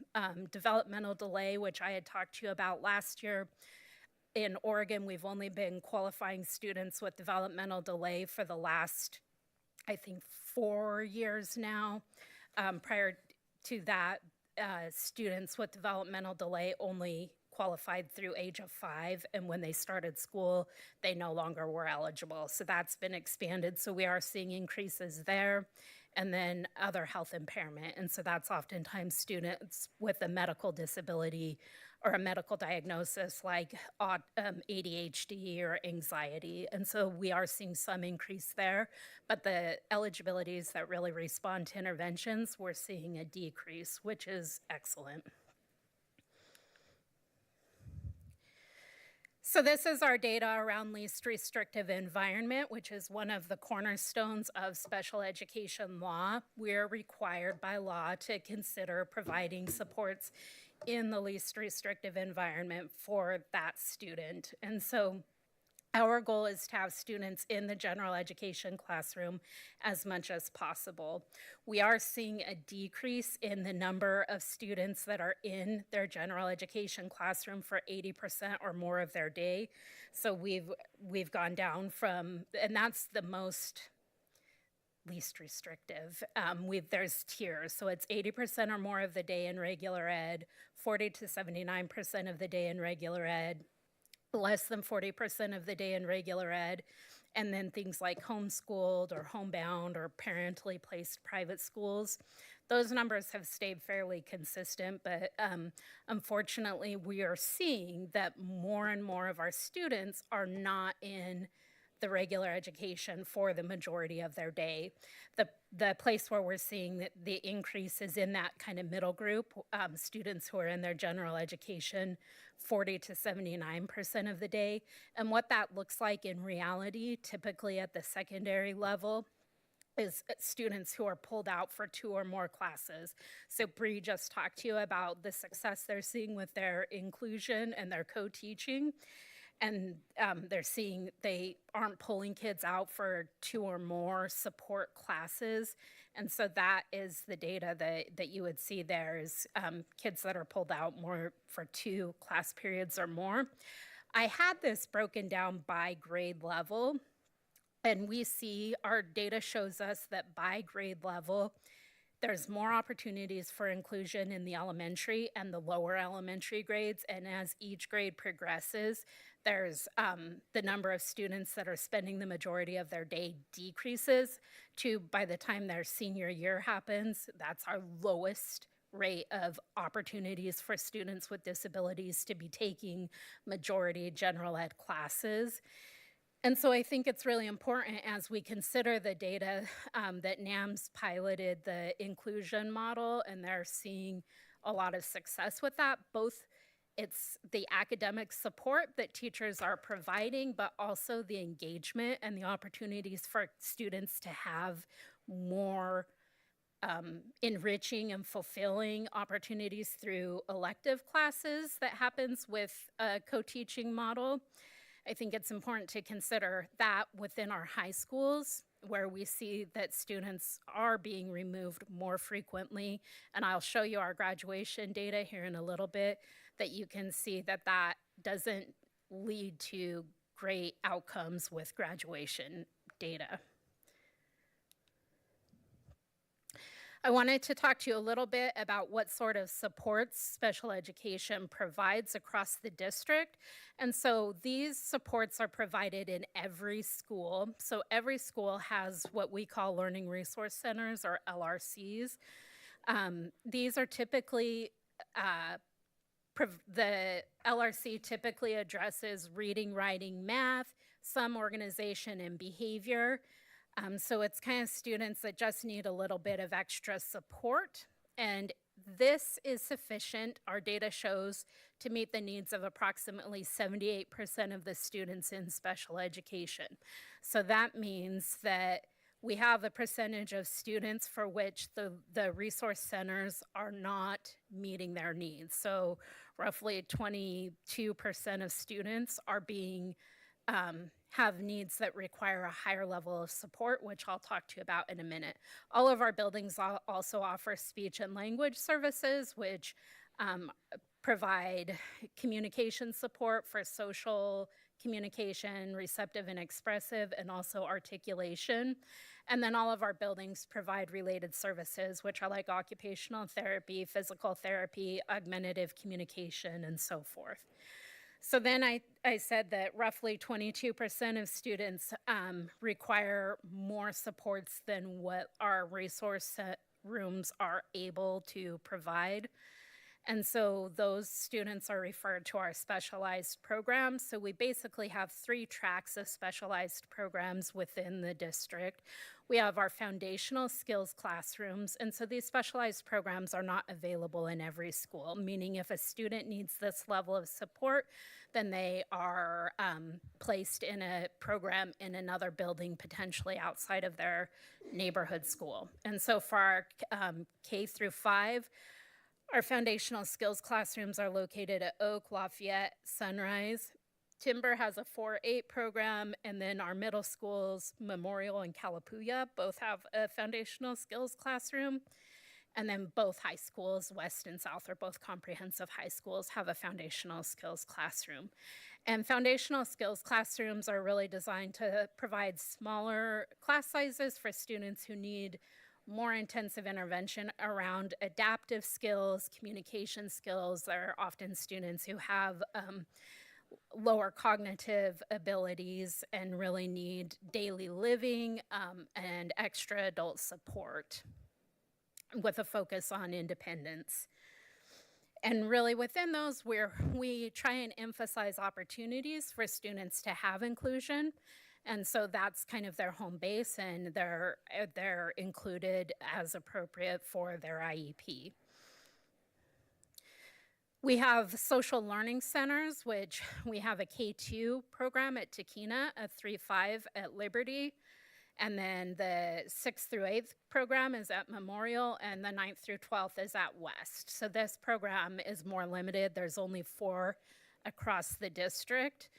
And this is designed for students who really are impacted by their ability to communicate socially and functionally. And so the focus in this classroom is to develop communication and social skills in a highly structured environment, and students access general education as their readiness and their skills develop. And then we have our structured support classrooms.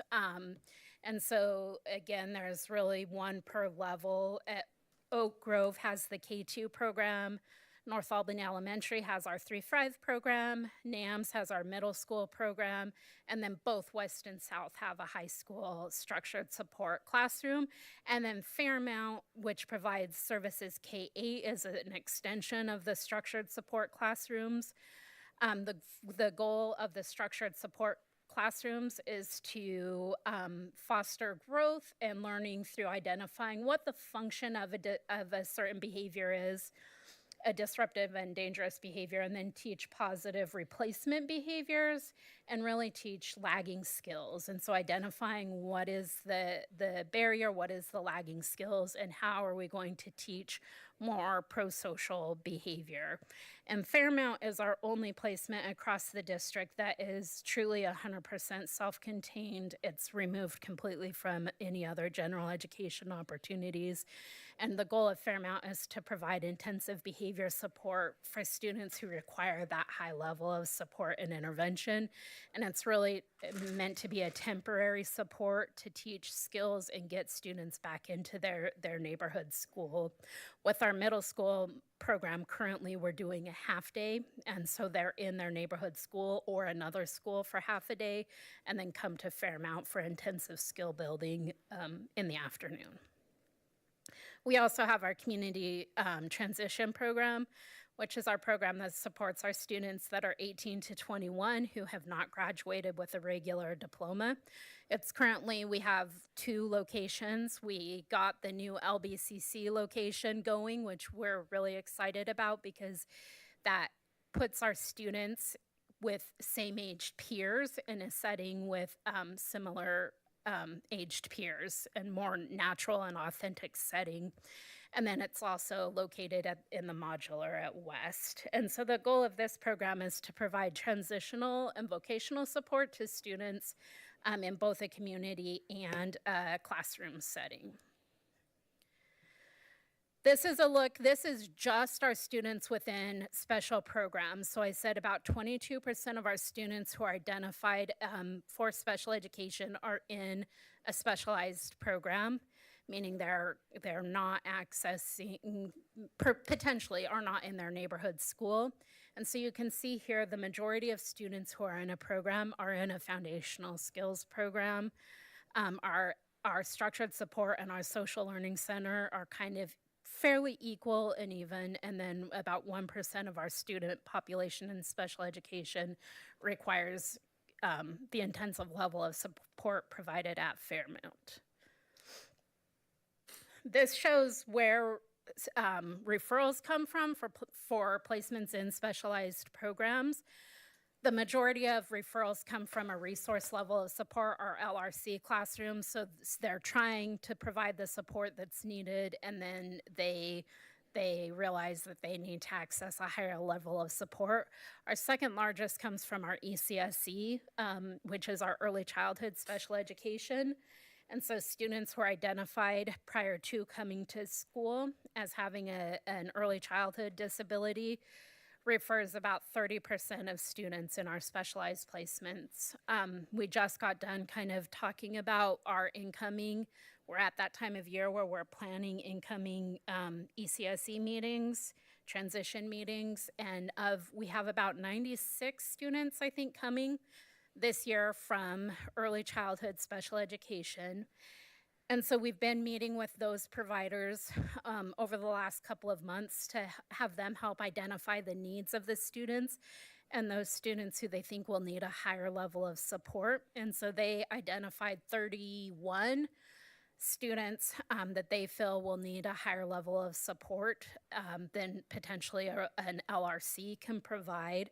And so that's about 33% of the incoming kindergartners are anticipated to need the support of a specialized program. And so we've met and kind of figured out which ones we've done some observations in the ECSE setting. And I think of that, we're recommending that about 67% of those students start in a specialized program.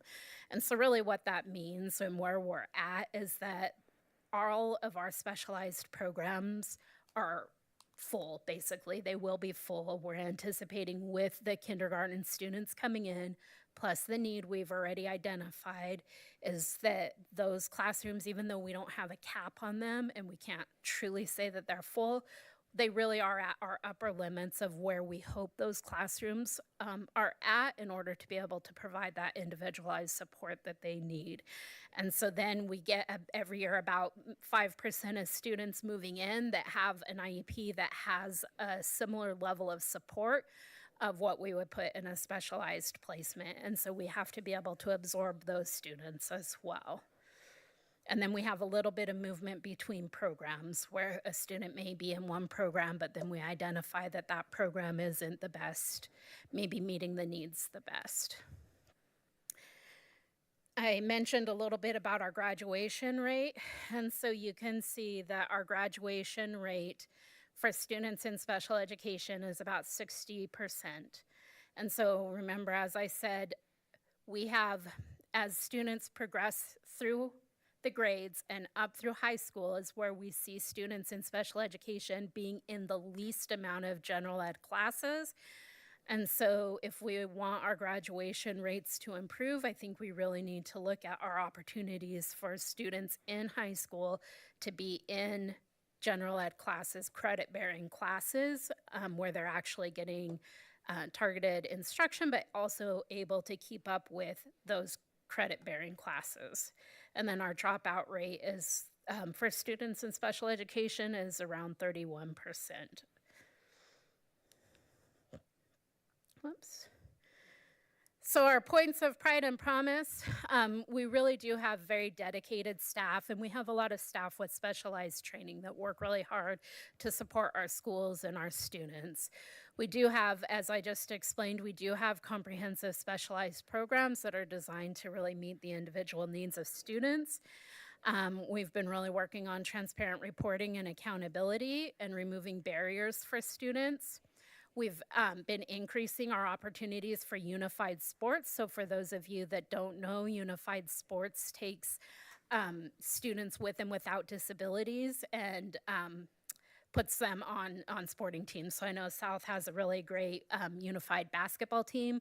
Many of our middle schools, it's been moving down into our middle schools, and we're increasing the opportunities for unified sports that really increases positive relationships between students with and without disabilities and increases, again, students' feeling of belonging and being welcome in spaces. We've been embedding MANT training and providing more ongoing MANT training. And so I do our restraint and seclusion reports in the fall. And so if you remember, MANT is the system we use for training staff on how to verbally de-escalate students and how to co-regulate and keep yourself calm in responding to students with crisis, moving up into physical intervention if necessary. And so we've been providing more opportunities where our MANT trainers are going to staff meetings, to PLC meetings on Wednesdays, and doing retraining, doing practicing, doing more in-depth coaching as needed throughout the district. And then also one of the things that I had a slide on it and then I took it out because it really is, it doesn't show anything other than we're doing what we should be doing, which is that each year we have to report to the state on our disproportionality data. And so that's looking at identification and discipline processes for ethnically and racially diverse students in special education, and continually year after year, we have not been flagged for disproportionality. And so I think that is worth mentioning and celebrating. So our key priorities, we've been talking a lot across the last 2 years, is the capacity and program placement limitations. So as I mentioned, almost a quarter of students in special education are placed in specialized programs. Our specialized programs are more cost intensive because they're smaller class sizes with more adult support.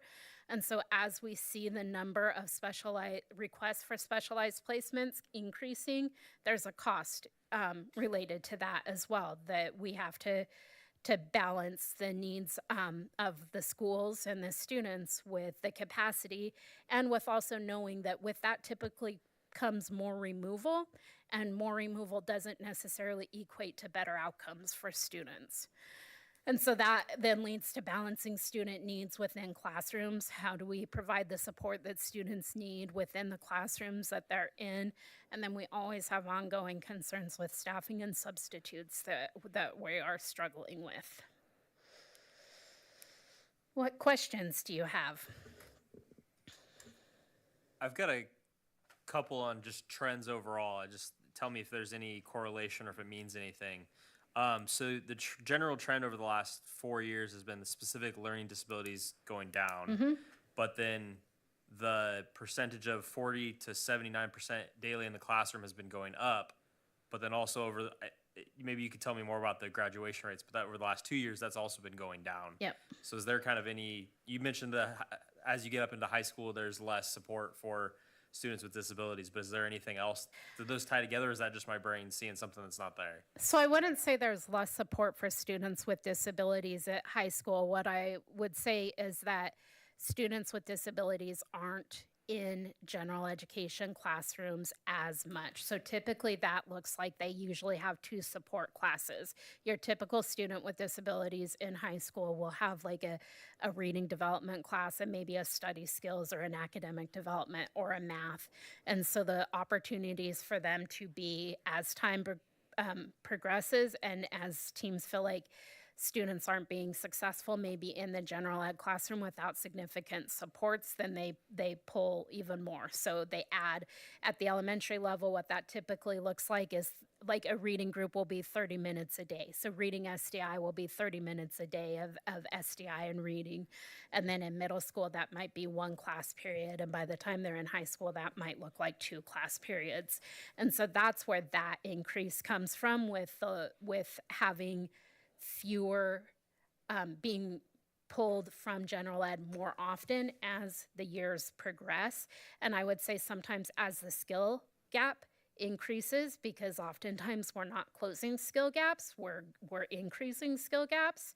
And so as that increases year to year to year, then the solution is to pull them more and more and more.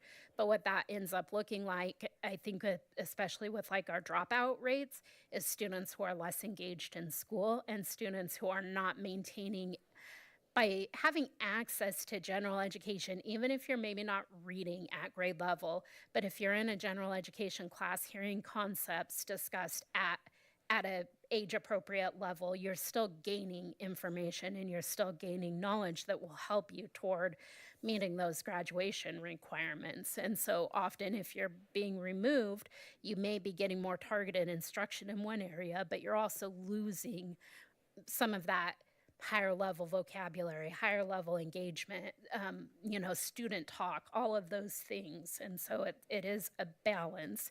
I would say as far as also with that, the increase in I think there could be a correlation that sometimes as we are seeing like the students identified with autism increasing from year to year to year, some of those students may require higher level of support classes, maybe a reading support class, but sometimes like a social skills class or something like that. And so that could account for some of that like middle group, the 40 to 79%. Does that kind of answer your question? Yeah, thank you. Okay. I appreciate it. Yeah. What's the current child count and what is it as a percentage of the overall enrollment? We are currently about almost 15%. So we're definitely over the 11% that we get funding for. So if they could move the floor to 15, we'll be right underneath it. Yep. Okay. And then, it's not really a question, but I have some concerns about what you said about incoming ECSE placements. But I don't know that this is really the right place to get into it. So I'll just leave it out there for you, that I'm concerned about that. Feel free to reach out to me. Yeah, I mean, I would just tell Actu- you that making that decision is gonna increase your amount of, below 80% pretty significantly. And, Yep. you know, those kids, ECSE is not public school, and it doesn't give you a very good snapshot as to where that kid is or is not prepared for public school, in my Agree. experience. And so placing them in special programs right away is usually not the right thing to do. Actually, Director Mattingly, we are working on a new program for the start of our kindergartners. When we look at our kindergarten academy, we'll have all kindergartners in a large group setting, so they won't necessarily be placed right away with the teacher. So we'll have all those students in a situation where we're going to be able to observe them for the first month of school. So 4 to 6 weeks in, we'll be seeing where all of our kids are and the supports that they're going to need. So while they may have been identified in the early childhood program, we will not be placing them directly as they enter our schools. Oh, so those placement decisions won't be made right away. So we'll have the ability to do some exact observation. We are making some of them and then reevaluating. Some are definitely going to need the support, right? We know that going in, but there are some that might be identified as, hey, they're going to need extra help. But when we get them in a classroom and do some observations and see how they interact with other kids and in a classroom setting, we may not be elevating them to an intensive level of support right out of those early childhood Okay. programs. Yeah, I guess I would just leave it with you, and you guys know this. I know Ashley knows it, but kids coming in from ECSE oftentimes that have poor executive functioning and low communication, especially receptive, oftentimes can look inappropriate for a classroom early on, but very quickly ramp up into understanding the Agreed. routine. Exactly. And be successful in regular kindergarten. Exactly. I'd hate to jump the gun on placing them. And that's going to be part of the benefit of that new kindergarten system that we're putting together, and that's across every elementary school in the district. It'll help us balance class size. Okay. It'll help us identify students that need additional support or don't need as much support as early identified, and to match them with peers in a balanced way. Because we're observing them in classrooms versus just saying, hey, teacher, here's your roster, and now we have weird mixes of students, of kids we don't even know. So we're really looking forward to that, and we're going to start that work on Wednesday with kindergarten, a committee of kindergarten teachers that are coming in to start designing the format of what that's going to look like. Okay, cool. Glad to hear it. Thank you. Go ahead, Roger. I'm not comfortable that Director Mattingly has concerns or is not completely comfortable because my experience is all of these things, when you have something to say about something going on here, I appreciate that. I'm happy with the answer. You know what you're talking about. Yeah. So look, I'm going to ask you to continue to stay engaged in this conversation with these two as just a fellow board member. Okay. It's not a 5-minute conversation at a board meeting, and we check in next October to see how that went. Okay. So, thank you. You're done? Yeah. Okay. First off, thank you for all the work. I know you and your staff do have some of the most challenging work out there, and it's very demanding, and I think it takes the right attitude, mentality, and everything else, and it's tough. And I think, the percentages and how much we get funded for and all these are issues. The idea that a lot of our programs are maxed out's an issue, right? So I have a couple questions for you. How many kids do we have at Fairmont right now? Currently, we have 3 students. Okay. And just because I don't know much about it, the transition program, do we have lots of kids in that, or? I think we have about 38 students Wow. in the transition Okay, program. that's a lot more than I would guess. So 13, 18 to 21-year-olds that we're helping launch to adulthood. That's all right. That's fantastic. For me, this is just a real tough balancing act. I've had I have a couple kids that are here at GAPS, and I can tell you my experience through this has been, I haven't always been happy how it's been handled, because your kids lose academic loss because of what's going on in the classroom, right? But also, I really believe in the idea of having as involved as we can in the classroom as possible. The hard part there is, unfortunately, the academic loss, and also some of the staff and even other students that can get injured from it. So it's a really tough balancing act, and it changes legally and every other way so many times. It's kind of tough to keep up on. But thank you for all the work you're doing, and, we're striving for the goal. Thank you. Thank you. Thanks, Kristen. All right, thank you. Thanks. Oh, yeah. 5-minute recess. Recess. We just wanted to give you time. Sitting there for 2.5 hours. I know you think we're plotted plans. I just but let us popped, get I up. just,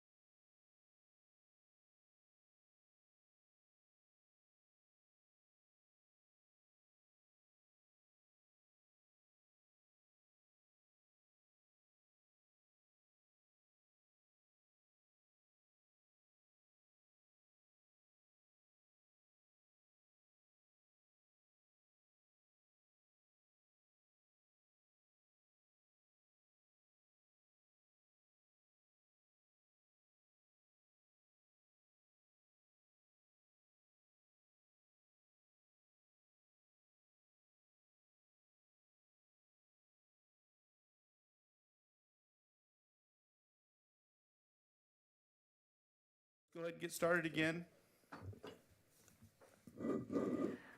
So next up is staffing report. Susie. So I put a copy of the staffing update at your table. And, well, actually, Chris ran it off and put it there for me. And I inadvertently left off, if you look at transportation, I inadvertently left off the trip drivers who fill in. They don't have a assigned route, but they're filling in every day. And then the type 10 drivers. So there's trip drivers, there's 14, and type 10 drivers, there's 10. So 24 in transportation should be added to the 23. Okay, in transportation, I see 108. You see down at the bottom in transportation, there is, yes, 108. Okay. I'm sorry, 24 should be added to that. I looked at facilities. The other question, someone just asked me, oh, you did, was good question, nutrition services. Down at the bottom, it says 1. That's because anything that's in a building is up above. And there's only one person that works at facilities in nutrition services and classified staffing. They're all counted in the building. Okay. Any other questions that you have for me? I don't believe so. Okay. Th- But this is the report that you asked for quarterly. Yeah, thank you. It just really allows us to understand numbers and where they are. So, And then the second sheet, you'll see broken down by school. I do have a question actually about transportation. Yes. So the 108, oftentimes I hear that lack of drivers is a reason we can't do certain things like, say, middle school sports transportation. What does that number need to be in order to alleviate that problem? Dave might be able to answer that question better. I don't than know if I. it's the number, but it's also absences and things of that nature. Typically, we have about 8 reserve trip drivers. That's what we'd like to have. I think currently we have about 6. Okay. So usually it's a staffing of 8 subs in that trip driver department. So is that 108, that's fully staffed? That's what or do you have open positions? We do not have any open positions right now that I know of. Okay, And that is at first counting the relief drivers. okay. And just so you know, if there was an open position in the building, they're counted in this. Oh, even the open positions are Yeah. counted? Oh, okay. Yeah. And remember, FTE is an 8-hour. Right. So you'll see staffing is a 1.0, is a full-time person. And so you'll see that the staff numbers are always greater because there's a lot of people that don't work an 8-hour day. And there's a lot of 6 and 7 and 4-hour people in classified. And then a lot of times there is 0.83, 0.5 in FTE at certified as well. And why do you do it that way? So that you can see both. You can Right, see but the FTE number is, of it's number sort of people and then the number of full FTE. Right, but the FT is a bit misleading because so much of the cost is in like insurance. So 2 6-hour people are both going to have full insurance payments. You're So it's correct. not like you can do the math doesn't help, right? I mean, That's correct, but I just want you to see it both ways. And Ryan's right, in a classified position, if they have 6 or more hours, they get full benefits. So that's a good point. any other questions? Okay, next up, we're just talking, and we've already done a lot of the talking about this, new business, talking about budgeting, right? You know, and the reality is there's too many unknowns for us to really understand what's going on because we don't know what we're getting from everybody. Andy, go ahead. Well, we have a couple things after we spent time here over the last couple of days looking at what the potential changes could be. I want to take you through several opportunities remain that could change GAP's budget picture. Ms. Knopfseger has said a couple times, the general fund is currently budgeted in the governor's recommended budget at 11.36. And roughly with what we know now, that is a $5 million shortfall within the district. If we were to go tonight, we would go on that knowledge and begin to work on 5 million. We believe, though, that there are impacts to that. We will get a May adjustment in our own funding, which is completely outside the legislator. It's just the state reconciling as they move forward. That could be a positive May adjustment. That's one that's not even listed here. The early literacy grant that the governor has recommended but has not been finalized actually doubles the early literacy grant. So that could be 700,000 or so. The allocation of PERS funds, Jane mentioned that tonight, and we know that bill is still alive. So that could, and obviously as it gets closer, we'll be able to get some calculations probably out of the Piper Jaffray, who does our PERS calculations for us. And so we have multiple things here which could diminish that total cut that we have to make, which I think it's better to, rather than go out and go through a process and do more cutting than we need to or notify more people, that we would want to wait and see some of those things come to fruition. Because if you look there at the last line, the budget calendar begins on May 28th. So there's an opportunity for us to learn more so that this can be a diminished reduction. And also, we don't know all the federal stuff, right, with title stuff? Yeah. I I mean, there's a lot of Yeah, moving there pieces are there. still some moving pieces. I'm not sure that any given period of time will take us out of a period where the federal government isn't going to do anything. It's very difficult to plan for their actions at this time. So I recommend that we do not take any action tonight. Okay. Lot to be considered there. Next up, L2, school roof repair replacement. Dave? Yeah, I've been looking forward to this all day. So, know. I know it's late, but I'd like to introduce Lauren Stanley, our Director of Facilities here. I'm really proud of Lauren's work. He's been with us for just about 2 years, right? And him and his leadership team have completely revamped the services and supports we have to our schools, and they've done an outstanding job with that. And I think if you did an analysis of his calendar, he's probably out in buildings 75% of his day, and he's probably in the office about 25%, because I don't see him around that much. And that's probably a good thing. So he's out supporting, working with our buildings, supporting teachers, and making sure things are getting done. I asked him to come tonight to speak a little bit about our remaining bond funds. We've met our threshold of spending there, and Lauren and I, for the last almost year, have really been analyzing the needs across our district and really have come down to the essential components, and he can speak to it better than I can. And so I've asked him to come tonight. But before I let him begin, I'd like to recognize a few individuals. We had a substantial graffiti event at South Albany High School on Friday evening late. And Saturday morning, AJ, our custodian specialist, sent out a chat to custodians, and we had Mackenzie from Calapooya, Chris from West, Edie from Oak Grove, Ricardo from South, and Susie from South, and Lauren himself all respond and cleaned up. How many hours you spend there? It was about 5.5, 6.5, somewhere in there. Yeah, we had about 13 spots, and they're just an outstanding effort, our classified staff, so I'd like to recognize them. I would Yeah. tell you, I talked to the principal from South Albany this morning, and he was so thrilled Yeah. about the work that you guys did this weekend. Well, and that's a credit of our custodial staff. They respond, they come running when we have a need, and this was a big need that we had. Students showing up to school and not having to see the things that were on the wall was a big deal, and I really want to thank them.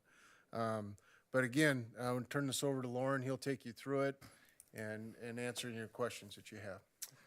I just want to echo that also really quickly, because it was absolutely amazing for people Easter weekend to drop the things that they were doing and come down and assist with this major dilemma that we had down there at South. Just absolutely amazing, and I was so proud to have a team that would come down and support us like that. So, okay, so I'm here to talk to you about some of our critical facility needs here, remaining bond funds. So we'll start out, if I can.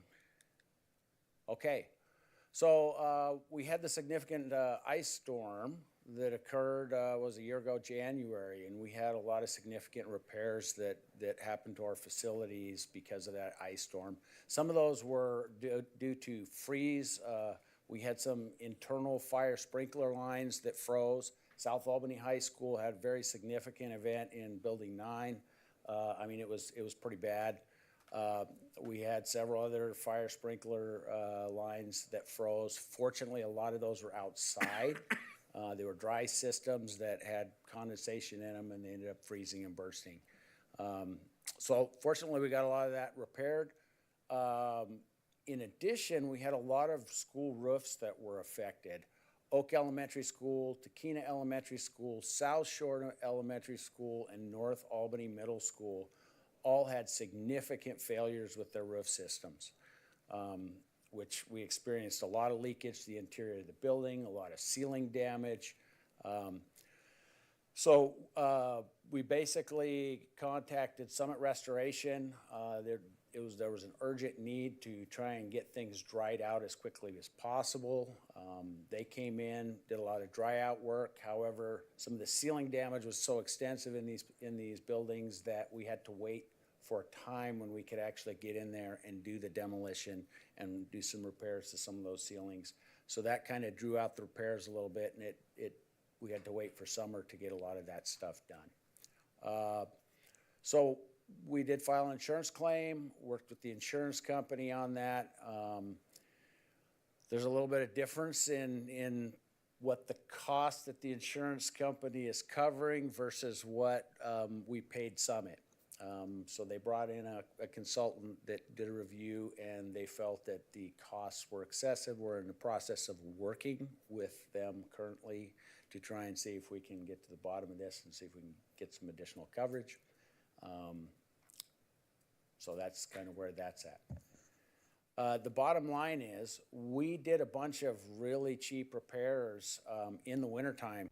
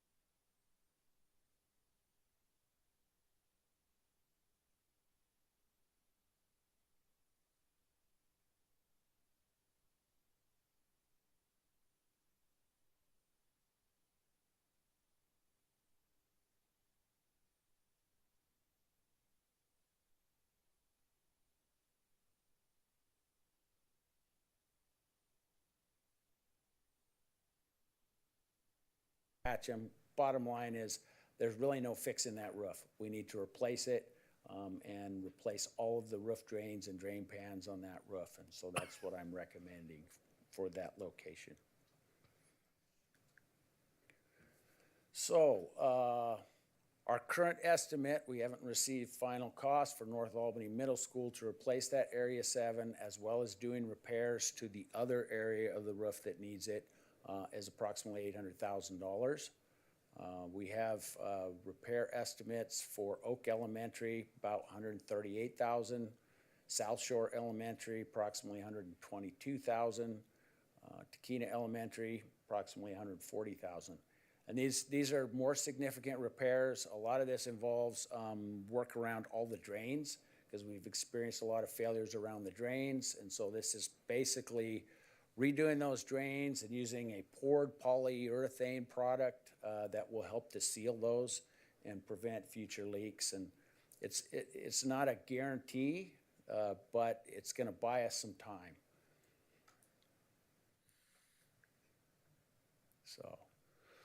So just to clarify process, we are right now going through the bid, and we will begin to bring the bids above 150 for approval. Yes. But inform them of bids that are below. Correct. So once we have final costs and we get the bids in and we know what the final cost is, yeah, we'll come back to the board for approval, absolutely, and have more updated cost information. Okay, so currently we have estimated about $3.1 million left in the bond account. So we're looking at a recommendation to spend approximately $1.2 million on roof repairs. We still have a solar requirement from that bond that we need to complete, and that amount is approximately $900,000 that we need to spend.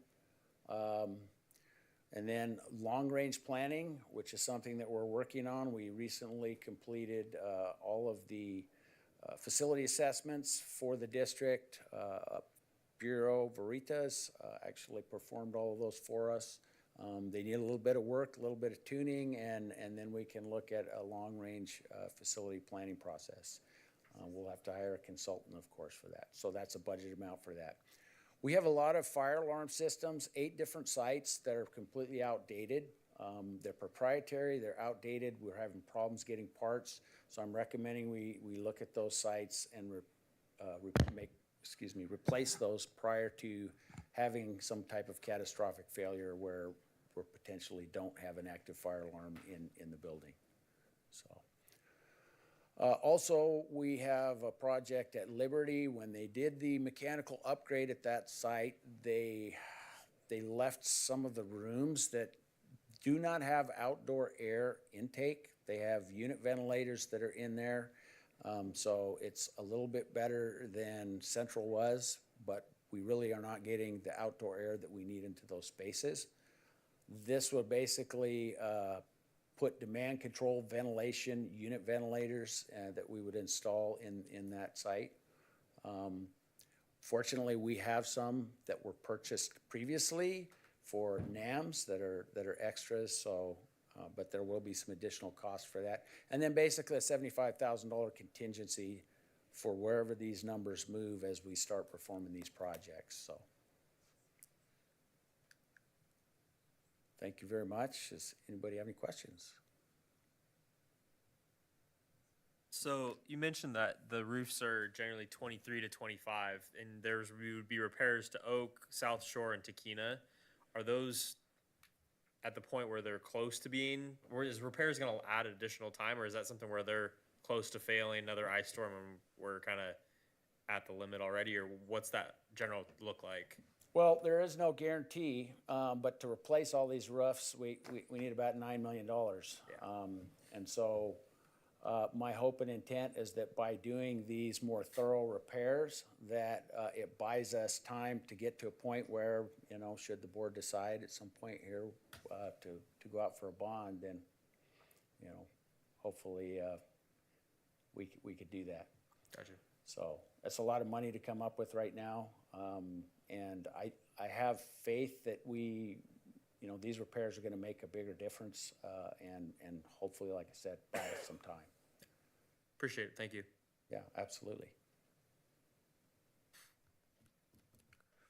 When I look at the proposed projects that Lauren went through, I look at the roof repairs is kind of a necessity because we don't have any insurance coverage on that. So anything that happens there, we own and we'll have to pay for. The bond solar requirements is a requirement of the bond. Lawn drain planning sets us up for the future. Fire alarms, gotta have them, and they're outdated. And then Liberty is the last building that we have that doesn't have fresh outside air intake into 6 classrooms. We have about another $10-20 million of projects lined up, but we really picked out these as the priorities moving forward. Where are you gonna get the money to do that? We hopefully in a future bond. Good luck with that right now. Yeah. The needs are great. I mean, it's honestly, it comes down to the priority that we gotta keep the water out of the buildings. Right. That's number Right. one. And I had several other projects on that list as contingency projects in case we got better fund or better pricing, but the reality is, there's just not enough money for everything that needs to be done. Mr. Chairman, I move to authorize the bond spending plan as presented. Do I hear a second? I'll second. All in favor? Aye. Any opposed? Okay. We are complete unless someone else has something they want to. Thank you very much. Appreciate it. Do I hear a motion to adjourn? I'll move to adjourn. Hear a second? I'll second. All in favor? Aye. Any opposed? All right, thank you, everybody. Have a good night. Thank you, gentlemen.